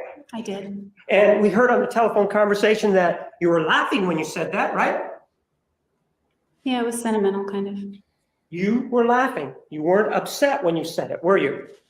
No, And then when Mr. Alexander says something like, you're going to be like your mother, that's when you get emotional and upset, right? I did. And that's when you get upset when he says something about your grandfather, right? That night I was upset. And, well, you did get upset, yes or no? No, because I was already upset. Well, you didn't get upset on the witness stand when you told us about Oh, that? yeah, on the witness stand, certainly. And so it just seems that it's okay unless it's okay to say these things unless it's Mr. Alexander that's saying them, right? So No, you're that's not applying a what I'm different saying. standard to Mr. Alexander, correct? No. Yes or no? No. And ma'am, one of the other things that we know with regard to this standard applying and that sort of thing is back yesterday, as a matter of fact, you told us that back in August of 2007, you went over to Mr. Alexander's house. Do you remember telling us that? Yes.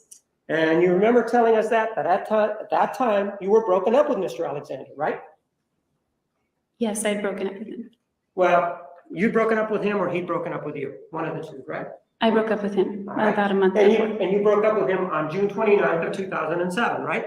Yes. But you felt that it was okay for you to go over to his house in August of 2007, didn't you? After he told me. Yes or no? Did you feel it was okay to go over to his house? I said yes. And when you went over to his house, you indicated that you knocked or you did something and that nobody came to the door, right?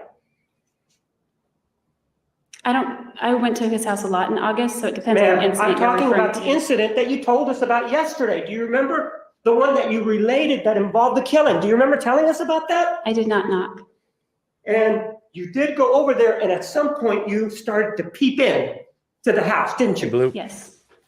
So that means that you don't know if you knocked though, right? I did not knock. I know I did not. So you went around the back then to look, right? I went around the back to get in. You went around the back then, right? Yes.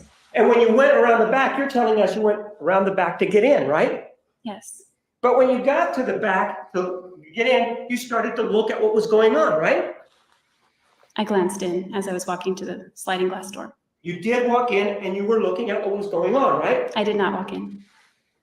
Then you were from outside looking in, right? Yes. Never went in, right? No, I ran out of the backyard. You never went in, yes or no? I said no.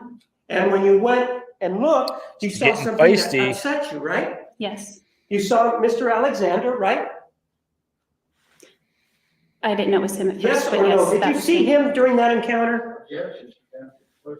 Overall. I did. I said no. Pardon? I didn't know it was him at first. You didn't see him when you were there that night? I did afterward, yes. That night, ma'am, listen to my question. That night, did you see Mr. Alexander inside that house? Yes or no? Yes. And inside that house, there was a female, right? Yes. What's the name of the female? He didn't tell me her name. I'm asking that. Did I ask you if he told you the name? No. So, did you recognize her? No, I did not. And he was there with the female, though. You were able to see her face, though, right? Yes, sort of. She's actually, Well, she's not yes, being it's sort of- terribly argumentative with him. He's angry, right? I mean, this is his Yeah. MO. He's even angry like this towards his own witnesses. Mm. But she's just sort of answering the questions. This isn't so bad for her just yet. Just yet, but he is. That is a tactic to get the witness to his level. Just Yeah. as don't argue with a stupid person, they will bring you down and they will beat you with experience. Here he is, wind up, trying to get her wind up, and he will beat her with experience. He was criticized heavy in the papers for being so aggressive towards all the witnesses, but in particular Jodi. And he even writes in his book about how it made him second guess his approach, because he's like, I always present this way in trials, no matter whatever. But it was conscious in his mind, apparently, in between the trial dates. Okay. Two different things. Yes or no? Were you able to see her face or not? Part of it was shadowed from the Yes, TV no, behind her, so I ma'am. saw part of it. Judge, she's not answering my question for the instructor. Ms. Arias, listen carefully to the question, answer only the question you are asked. Okay. May continue. Could you see her face? Yes or no? Part of it. But you were able to see that they were making out, right? Oh, yeah, they were. And so is that a yes? They were making out, right? Yes. Mm-hmm. Is that yes? Yes. And part of what you also saw was that her brassiere was off, right? I did not see that. I just saw a rehook her bra. Her brassiere was off. That's how he says that. Okay. See it all the way off. Brassiere You was off. you indicated that you saw her hooking the brassiere back on, right? You She told was us that yesterday, rehooking yes? it. She was rehooking it. Yes. So you did tell us that yesterday, right? Yes. So that means that at least that her bra was unhooked, right? It was. They were unhooked. not And you making stood out. there and they stood up in reaction to something that you did? Is that what you're telling us? No, They didn't see you, they didn't see me. but so what happened then is you actually were watching what they were doing then, right? Briefly, yes. Did I ask you for how long, ma'am? No, I asked you if you stood there and watched them, right? no. You didn't stand there and watch them? I didn't stand there. I saw it and then I turned and ran out of the So backyard. but you saw enough to know that they were kissing, right? It's not argumentative. He's not making an argument. He's not arguing his case through the questions. That's what makes it argumentative. He's not doing that. He's treating her as a hostile witness, which she is a hostile witness. So, nothing technically wrong with it. It could be maybe at some point badgering the witness, but I don't think it's gotten to that level yet. Yes, You used the term making out, didn't you, yesterday? yes, You were there long enough to see that one of the individuals was Mr. Alexander, not his roommates, right? yes, You were able to see that it was a female, right? yes, You were able to see that the bra was unhooked, right? yes. And the lights weren't on, right? There was a light. Well, didn't you indicate that it was like a TV kind of light? That you saw? light. Yes, Right? So there was no light, there was a television that was on, right? that's light. Ma'am, was it a light or was it a television that was on? It was light from a television screen. So are you saying that it was the television that was on then? Yes, And from that light, you were able to make all of this out, correct? yes. No other light was on, right? Not that I recall. And then you decided to leave, right? Yes. And this was at the point that you were living very close to Mr. Alexander, right? No. Well, you were living within 10 miles of him, weren't you? I was living by Greenfield and Broadway. I don't know the length. How long would it take you to drive that? About 15 minutes, depending on traffic. And after you saw this, one of the things that you did was that you took off, right? Yes, And then you thought about it, right? of course. Mhm. And you felt strongly enough about this that the next day you called your father, right? I called my parents' house and my Yeah, dad yes or answered. no, you spoke to your father. I did speak to him. And you were crying, right? Yes, And you were upset about this, right? yes, And you told him why you were upset, right? yes. He's I thought going you into said before the that you didn't stalking discuss these issues element. involving you. She claims she broke up with him, and yet she's there, frowning around the house, looking inside the windows. Yep. Yeah, it's a little odd, going to the motive, the stalking elements, and the I am insane and murdering my ex-boyfriend elements. Mr. Alexander, Not typically. not typically. You said you didn't yesterday and all the days before. You remember telling us that? The violence, yes. Oh, I see. So, but you did discuss the fact that you saw him kissing with somebody else with your father, right? Yes, And as a result of that, you decided to go talk to Mr. Alexander about it, right? yes. What in the world gave you the right to go talk to an ex-boyfriend with who, according to you, you'd broken up with? What right do you have to do that? Objection, Your Honor, it's argumentative. Sustained. That's argumentative. Yeah, that's a. Feel that you could go and talk to him about that? Of course. Why? Weren't you broken up? Yes. You were being territorial about him, weren't you? No. Oh, you weren't? Then why in the world would you even care what he was doing? Because he was trying to court me back. That's you telling us that he was trying to court you back. If he's trying to court you back, he could have just walked away at that point, couldn't you? Yeah, I could have at any time, I guess. Well, at that point, you could have walked away, right? Yes. You didn't need him for his paycheck, right? Because he wasn't giving you money, right? He was giving me money. Well, that was for some work, but you could have gotten other work, right? I guess I could have looked. You guess. You worked at other places. You know you could have gotten other work, couldn't you? Not in August. It's very slow season for restaurants. So you're saying that you were restricted in only getting work at restaurants, that there's no other kind of work that you could get? Restaurants is, Yes or no? I guess that would be no, but I hadn't thought about it. So then, in addition to that, you were living in your own place, right? No, Well, you were living with Mr. Alexander? no, You were living elsewhere, weren't you? yes, You were living in another place, right? yes, Where you were paying rent, right? no, You weren't paying any rent at all. not with Rachel. So in other words, it was even better for you. You didn't even have to worry about having to pay the rent then, right? Yes, And so you could have just let that situation alone, but you decided to confront him anyway, right? of course, And the reason that you did it is because you were jealous, right? no, And then you did talk to him about this issue, correct? yes, And he got upset with you, I right? believe her. I don't think she was jealous at all. What do you think, Nick?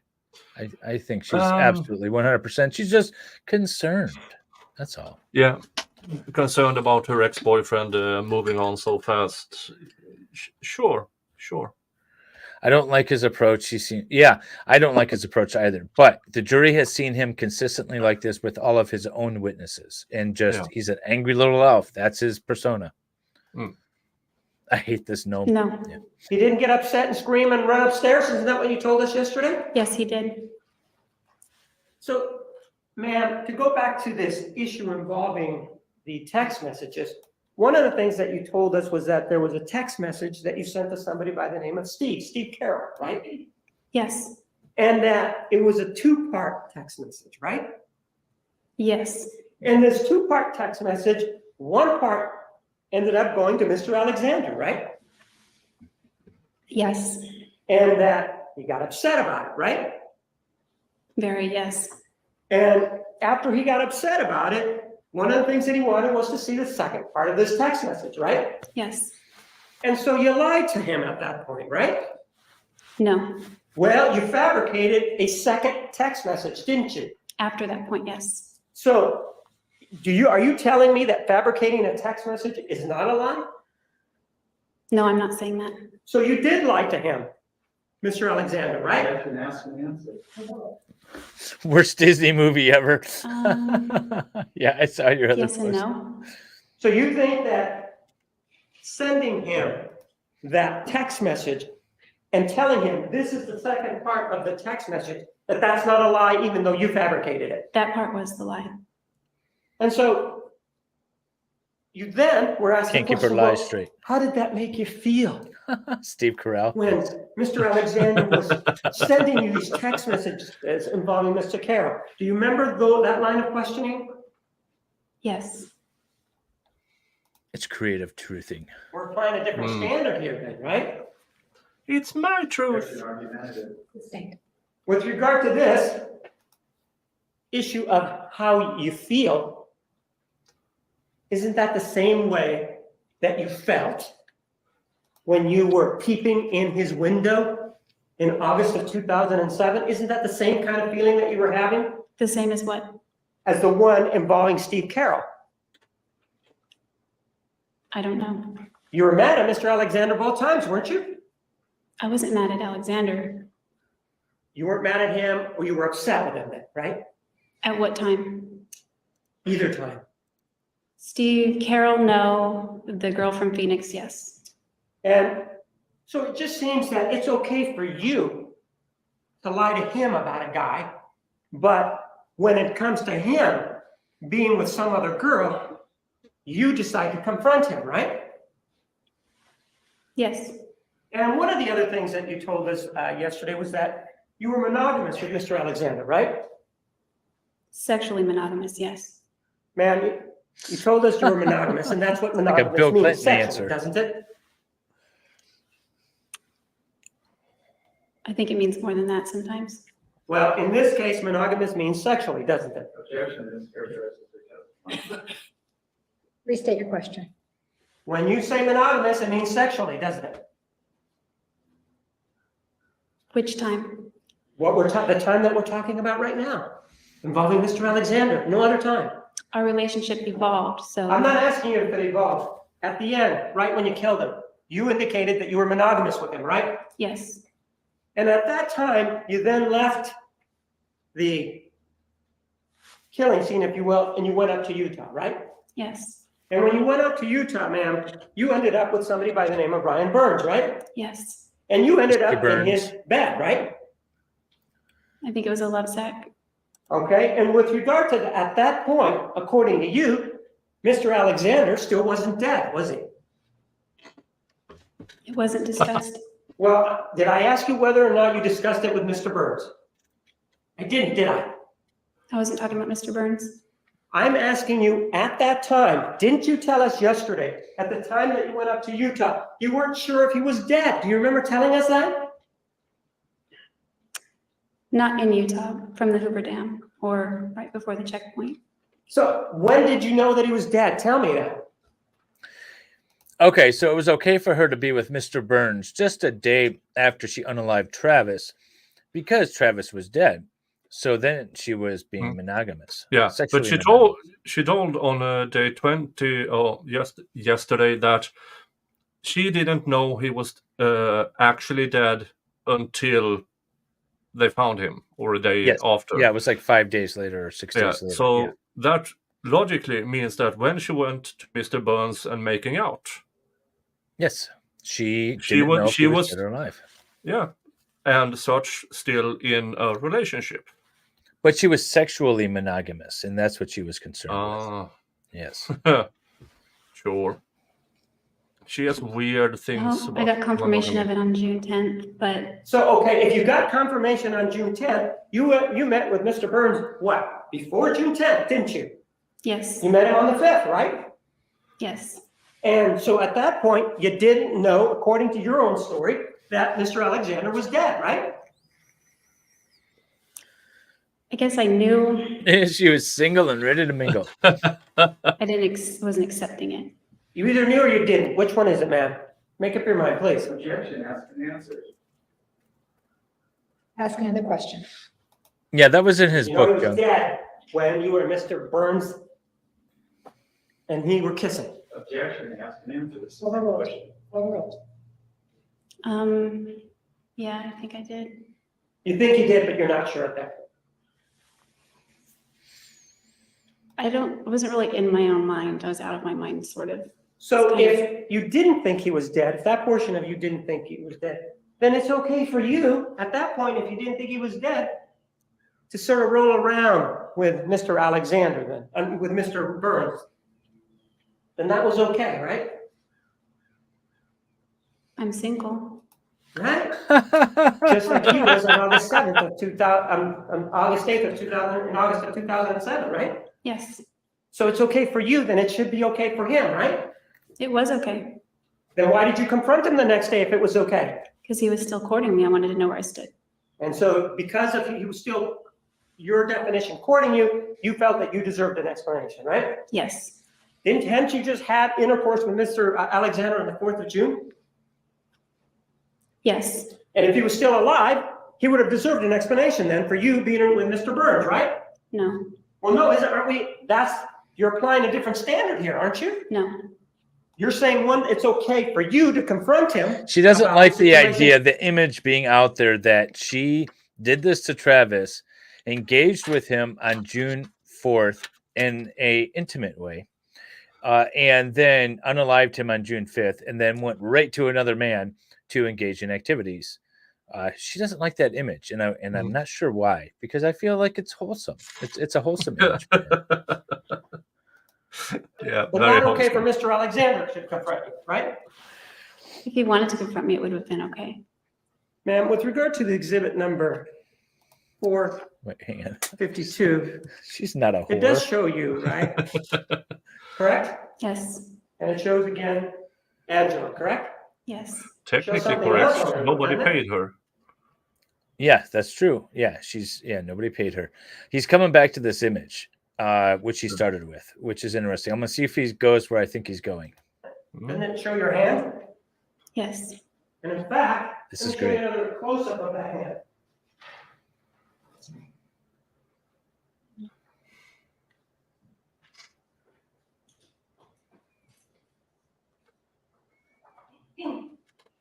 This is the sign of extremely good lawyering. This is why I like this prosecutor, the little angry elf. Even though his approach might not be that good, he's so creative in his thinking. Please approach. So he's going back to that picture of Jodi and her sister. Yeah, That which shows was the picture of her taken. hand. Yeah, May. defense used it. Look at the color of her hair. Prosecution. Oh, look at her hand. Look at her hand. This was Yeah. May of 2008. Now she claimed, remember her broken finger? She claims her finger was broken like a year prior or something. Yeah. And it wasn't at all broken in her fight with Travis. Take a look at exhibit 452.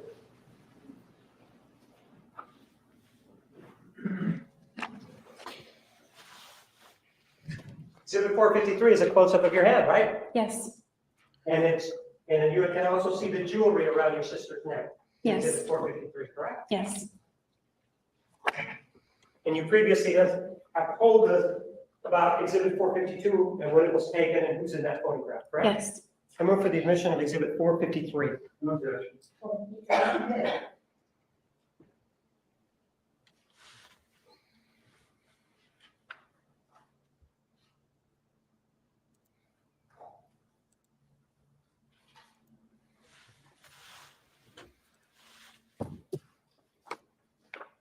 And ma'am, this was also taken according to your testimony on May 15th. Let's take a look at that, of 2008. That's a picture of your left hand, isn't it? Yes, And that shows your ring finger, right? yes, Do you remember that you testified that on January 22nd of 2008, you and Mr. Alexander were involved in some sort of violent encounter? Do you remember telling us about that? yes, And you told us that during that encounter, he threw you down. Do you remember that? yes, And while you were down, that he kicked you, right? yes, And when he kicked you, man, one of the things that happened was that you put up your left hand. Do you remember telling us that? yes, both hands.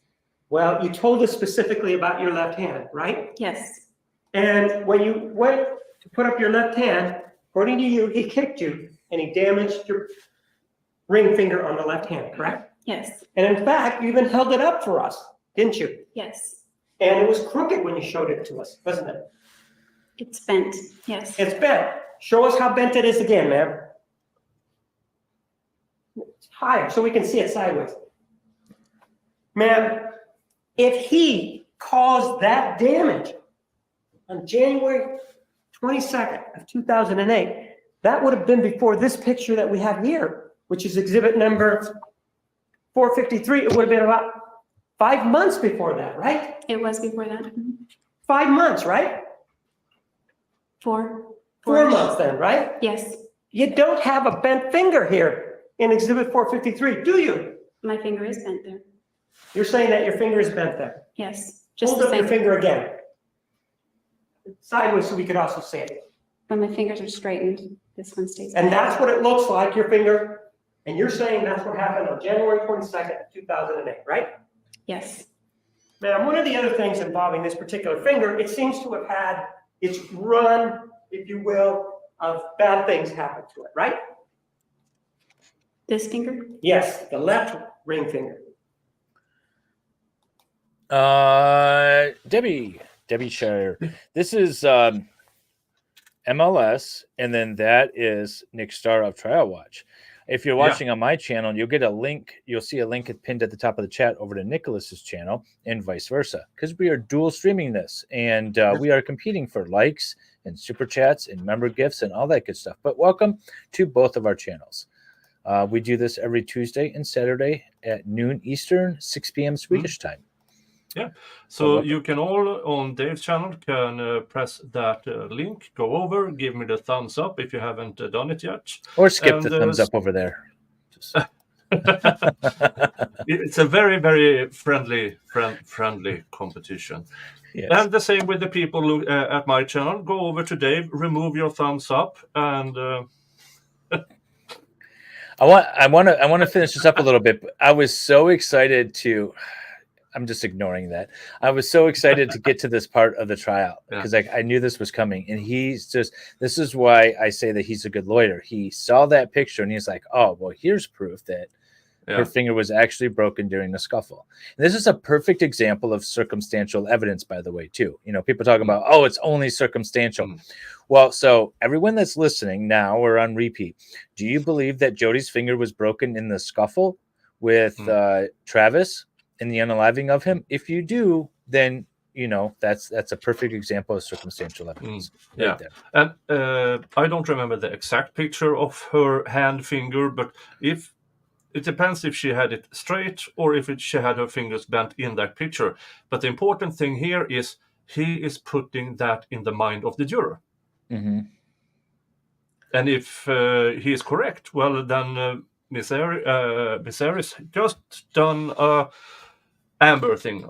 Well, I have a broken nose. You just can't see it.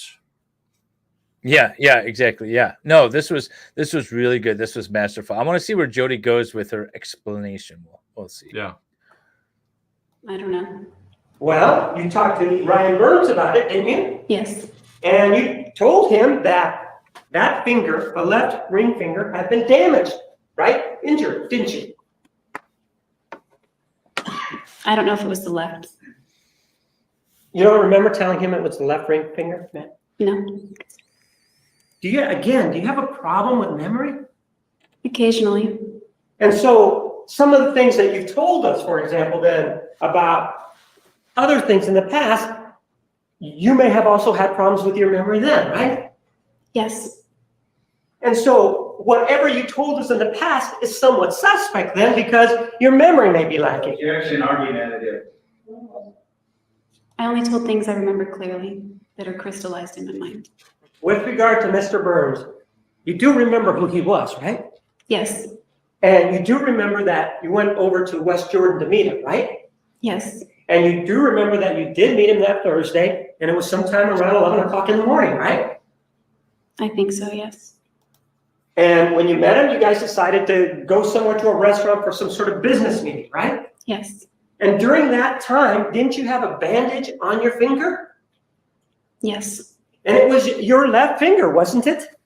No. It was your right finger then, right? Is that what you're saying? It was your right finger? It was two right fingers. So it was your right finger then, right? Ma'am, are you sure that it was your right finger? It was two. Pardon? Two right fingers. Do you remember then that you had a conversation with Detective Flores about this issue involving the finger? Yes. And do you remember that that was on July 16th of 2008? Yes. And did you remember that you told him that on June 4th, you had been over at Mr. Alexander's home, right? Yes. And you told him that you were over at Mr. Alexander's home and that some guy and some girl had come in, right? Yes. And during whatever happened on June 4th, you told Detective Flores that it was your left finger that had been damaged. Do you remember that? Yes. So you did tell that to the detective that it happened on June 4th. She's getting right? pissed.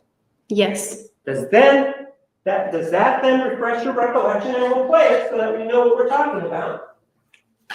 She's trying to figure out a way out of this. Mm-hmm. There's that picture. So there's the picture. It clearly is in line with the others. Now, it might not be laid out flat, but if you go back to where she's holding her hand up, and it's kind of off camera, so I'm a little disappointed in that, but you can clearly tell it's sticking up. Even when before she straightens her hand out, even when she's just kind of showing it, Yeah. and it's bent a little bit like that, it's just Yeah. sort of in its resting position. That ring Mhm. finger is clearly sticking up. Yeah, and it is not on the picture just a couple of weeks before. Yeah. So, yeah, caught in a lie. Mm-hmm. Moving it in, not the picture. I love Salvador's comment about don't trust a woman with a broken ring finger. Or she's not marriage material. Hmm. Yeah, a woman with a broken ring finger on her left hand has got some got a little past, I would imagine. But yeah, that's clearly not broken in that picture, and that's May. This happens in June, a month later. Yeah. The unaliving. I don't think Nurmi was expecting this either. No. Here's the thing: when you admit evidence, there might be other things in that evidence, especially photo evidence. Yeah, and you might want to not admit the evidence because of some of the blowback that you might get. Yeah. So, but he wasn't thinking just use it as a demonstrative, or something like that, or just not use it at all. So got credit for You can have somebody testify. Of course, she had a brown hair before that date. You don't have to show a picture. Exactly.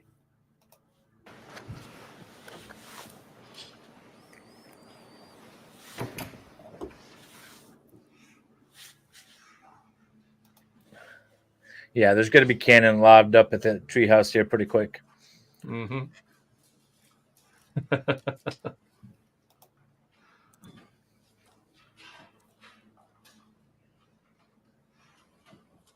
And I'm on warning again from YouTube. Yeah, really? Yeah. I'm still green. I'm good to go.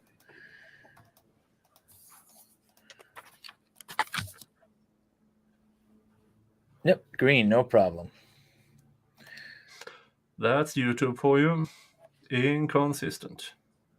Where are we at?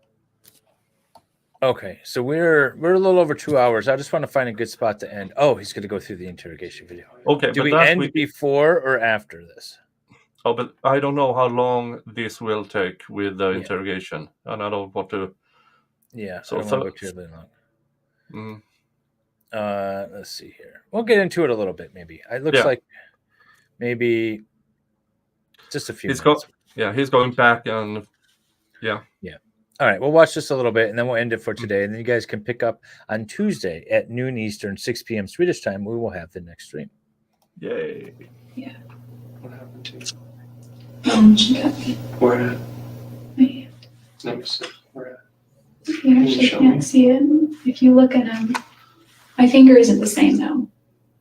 I was Let me really, see. Where did they She's get clearly showing her left hand. it was conveniently, it was right on the crease. right there on the crease? Can you see? Well, it's kind of in purple color, I This guess. one here, It's right here there. like this. Yeah, he goes on for days. Oh, there's And then some vein on this one, maybe. I don't know. Is this one here? Yeah. So a slice there. Yeah. Just a small one? Or was it pretty deep? I don't know how deep it was, but my finger hurt for a while. Okay. So like right in that crease that you, Whoopsie. right, across both of them? Miss Arias Not my doesn't look middle happy. finger. It cut this one a little, but not as much. This is where it really went. I don't know how it happened that all these other fingers were missed, but this one, I don't know. This one, like I still She said can't it was close this cut? finger all the way. It's as close as it goes. Whereas this one goes like that. Mhm. And also my CTR ring used to fit both fingers and I can't get it on this finger anymore. So they cut pretty deep then. I guess if you feel it, squeeze it, it just feels like bone, like there's nothing abnormal there. Mhm. But again. Or an injury you my would get if CTR you're ring slides unaliving right on somebody this with a finger, and knife? it's just slide right off this finger, and I just can't fit a ring on here. It's a bigger size now. Did What about Mr. this here? Burns What's that from? did Mr. Burns testify to having an injury on her hand? Or she having an injury on her hand? I don't remember. I don't remember. Maybe he'll be called as a rebuttal because I know he was trying to keep this and a couple other things quiet. Mm. So maybe he didn't ask about that. That's my turn. I'm pretty sure she scratched me on the hands. That tape or that videotape, right? Yes, And that's you having the conversation discussing the left ring finger, right? yes, And you demonstrated to Detective Flores that left ring finger, right? yes, And you told him that this woman, during this attack on June 4th of 2008, cut you right there, didn't you? yes, And you showed him, and the finger, if we look at it there, had the same aspect or had the same angle to it that your finger does now, doesn't it? yes. Ma'am, the injury to your finger happened on June 4th, 2008, not January 22nd of 2008, did it? That's not correct. Ma'am, with regard to the story involving this particular issue,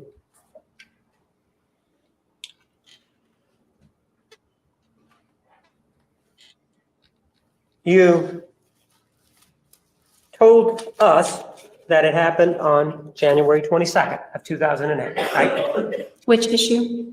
The left ring finger. Yes, You then discussed it, or there was this issue with Ryan Burns, right? Oh, she did. which issue? The cut finger. The cut finger, yes. She's And playing then- Two cut dumb. fingers. On July 16th of 2008, you discussed it with Detective Flores, right? Yes, One of the things that you told Mr. Burns was that you cut it at Margaritaville while you were working there, right? no, I did not say. You never that. told him that then, right? I said at work. So you never told him Margaritaville then, right? No, he said that. Right, but you never told him that you cut it at Margaritaville, right? No, You told him that you cut it at work then, right? yes, And then when you spoke to Detective Flores, you gave him a different story. You didn't say that it was cut at work. You told him that it was cut some other way, right? yes, And then you testified about it in this court, right? yes, And you gave us another story of how this happened, right? no, Well, do you remember that you testified that you were at Mr. Alexander's home? What's that? Technically, it's the other way around because Miss Arias is 10 years before. Oh, yes. Yeah. yeah. No, Amber Heard is Jodi Arias. Yes. Yeah. If Amber Heard and Johnny Depp were less famous, how do I phrase this? He might have been in way worse scenarios. Yes, I agree. I agree. If they were way less famous, Johnny Depp might not be with us. Yeah. June 4th of 2008 at the sink. Do you remember telling us that? yes, And do you remember telling us that you dropped the glass in Mr. Alexander's house? June 4th, Whatever date you were there at Mr. Alexander's house. I broke more than one glass at his house. Ma'am, do you remember testifying yesterday about how you suffered this injury to your Doesn't finger? wanna answer Yes or no? Not this finger. No? Do you remember testifying that involving your finger, your left ring finger, yesterday, as a matter of fact, that was cut when you dropped the glass when you were at Mr. Alexander's house on the day that you killed him? I did not indicate my left finger. I said my Oh, so you finger. were saying it was your right finger that you cut in Mr. Alexander's house? Why right? is It was my Smurf- right finger, yes. So throughout this whole thing, Mr. Burns, when he indicated what finger it was, he was mistaken. Well, not he was mistaken. You're saying you never told Mr. Burns that it was the right finger that you cut, right? We didn't discuss which hand. Okay, so you never indicated to him in any way, shape, or form that it was the right finger. Sustained. Okay, I think that might be a good spot to end. What do you think? Yeah. Yeah. All right. So we'll dig into more of the finger saga on Tuesday. But yeah, so I'm excited to be in the cross. This is very fun. I wanted to see this. There's a couple other things that I really want to see come out during cross, and I just like the angry little elf. I like his energy way better than her attorney, who doesn't seem to give a shit that he's even at court right now or trying a trial, a murder case. Yeah, and this is what the jury sees. Now, we know that there has been shenanigans going on that the jury doesn't see about surprise. What was it? A surprise evidence or witness? There was a witness and then there was the dropping of the camera, and then there was the throwing up of the unalived pictures of Travis. And there's some few shenanigans going on. Yeah, and the defense witness who contacted the prosecution. Oh yeah. Yeah. Yep, there was that, and you're welcome, Daniel. Oh, we are both gentlemen and scholars. Yeah. I read books.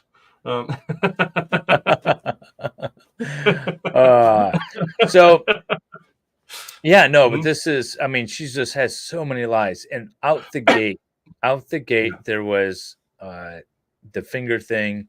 There was the you went over to the boyfriend's house. I don't know. I was waiting for the finger thing to come up, and I got a little bit lost. I don't remember what else he crossed on, but I mean, it's only 20 minutes that we've been watching. Or no, it's 40. Yeah. 40 minutes of the cross-examination. And it's been really entertaining so far. And she's squirming. She's trying to figure out where he's going, what her next lie is going to be. You can tell she's processing things. You can almost see the smoke coming out of her ears. But she's not dumb. She's just working. Her brain's overloading right now. Yeah.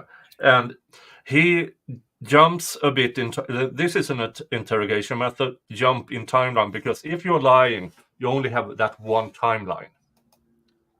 If you jump in between events, a liar gets caught up. Okay, where am I? And it's like the ABC. Okay, you can tell the ABC from A to O, but which letters backwards from K?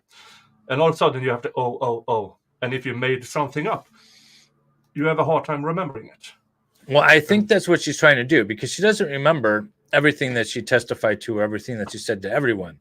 So when, like the last little part here, didn't you say that it was your right finger? And she's like, I don't know if I identified a finger. Be's very specific so that I can decide if I'm going to agree with you or not. So she's thinking this out all the way through, and I think that's why she's not answering these questions. So very interesting. I'm excited to keep going with this cross-examination. I don't know. I'm going to try to figure out how many days we have cross, and then I don't know who else the defense calls as a witness. But they do have. I do think they have a shrink. And, but because the trial, and then you have prosecution's rebuttal. Yep. I'm not entirely sure how many they call, because the prosecution removed one. Yes, they removed one, but we have a total of, so we're on day 21 now, and we have a total of 53 days. Yeah. 53 days of testimony. And so we're not even halfway through, people. We're not even halfway through. Oh my God. Yeah. How long we've been streaming this trial? Oh Jesus! When did Jodi? I remember talking, and Jodi's supposed to take us through Christmas. Jodi on the stand is supposed to take us through Christmas. So we have several more weeks before we are even done with Jodi. See here, our first Jodi. And then we have redirect. Then we have an entire 2 days, 2.5 days of Jodi of jury questions for Jodi. Yeah, we had the first 4 months ago on May 23rd. We began with day 1, part 1. Yeah. So this is we have a hearing day too. We have apparently an evidentiary hearing in here too. Yeah. So it'll be interesting. We aren't I don't know what we aren't, but cool. Many Jodi days ahead. Yeah, we're not even halfway through. So this will be a year. This will be a year project. And then we got I did download one of her television interviews and put them in the Discord, because I've been watching those, and one of the other like edited video together is already in Discord. So we're going to keep going with Jodi. This is crazy. This is interesting trial. She's boring as hell, but the trial is fun. Yeah, and hopefully our commentary gives addition to it. that Yeah, you hopefully keep you're coming enjoying back and bring friends. Oh, by the way, Especially to my channel. I am the champion.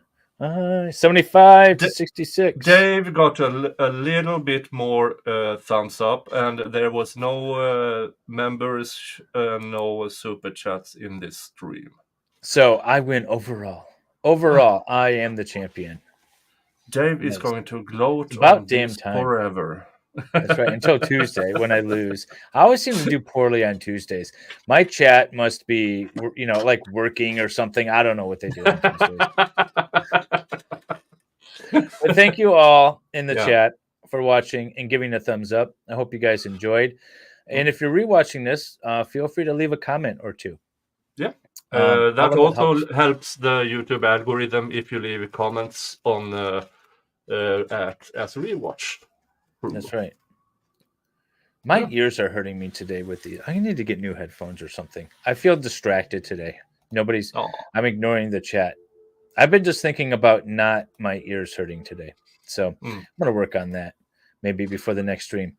But I am going to continue with Whitmer, by the way. So if you guys have been watching the Whitmer kidnapping trial, I'm going to get that done. I have to get it done by next Monday, the 30th, because we're starting a new trial, which is the Love Triangle Twist or Tryst in out of Texas. So that'll be a fun trial. That starts Monday. I got to figure out if it's jury selection, if it's not going to be aired, or if they're doing jury selection now. And the trial will be starting immediately on the 30th. So I got to figure that out, but I got to get Whitmer out of the way. So we will be covering Whitmer going forward. Yeah. And tomorrow is the final episode of the Jeffrey Dahmer trial. We are watching the interview with Jeffrey Dahmer's dad. And that will be the final episode. After that, we are beginning the Eileen Warnes, the Florida woman serial killer. Nice. She's crazy. They made a movie about her and everything. Yeah. And hopefully Steve Gosney can join me on a few of those streams because he is based in Florida and he knows a few of the prosecutors who prosecuted her. So he might have some extra information for us. But that will be on Rumble only because YouTube really, really, really don't like serial killer streams on YouTube. Well, especially when you're talking Dahmer after show business, So YouTube is like, no, hands off. So, but anyways, sorry. No, other than that, Young Thug is being postponed. The Andrew Tate trial in Romania, haven't had words yet from when that trial is supposed to start, if it even is going to start. So I'm currently out of trials.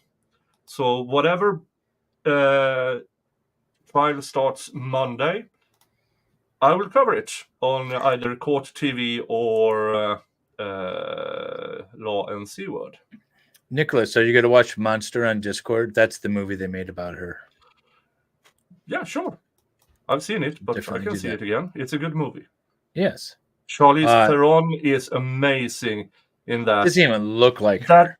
That gorgeous woman managed to eat unhealthy for months to gain weight and get bad skin. I mean, her portrayal was uncanny. It was really good. Yeah. So if you don't do it, let me know. Maybe we'll do it in my Discord. But either way, that should be watched by all. Very cool. It's a very good movie. Now I don't know how accurate it is, so it'll be interesting to watch that and then compare it with the trial when we actually have the evidence out.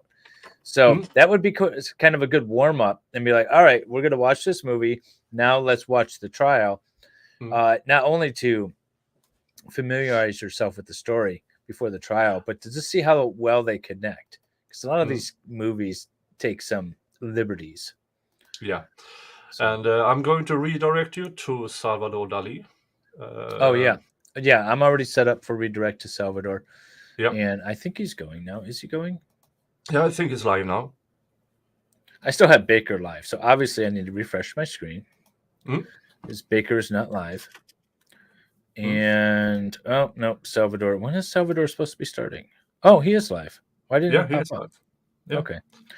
All right, you guys can go hang out over there with Vielhammer, Jamie, and Salvador. And let me know when you're all set up, Nick. Yeah, oh, I'm already set up. Okay, cool. Well, you all have a good day. Thank you very much for joining us, and we'll see you next Tuesday for yet See you another on Tuesday. Jodi Day. Yeah. Bye. Bye-bye. State of Arizona versus Jodi and Arias, verdict, count 1. We, the jury, duly impaneled and sworn in the above entitled action upon our oaths, do find the defendant as to count 1, first-degree murder.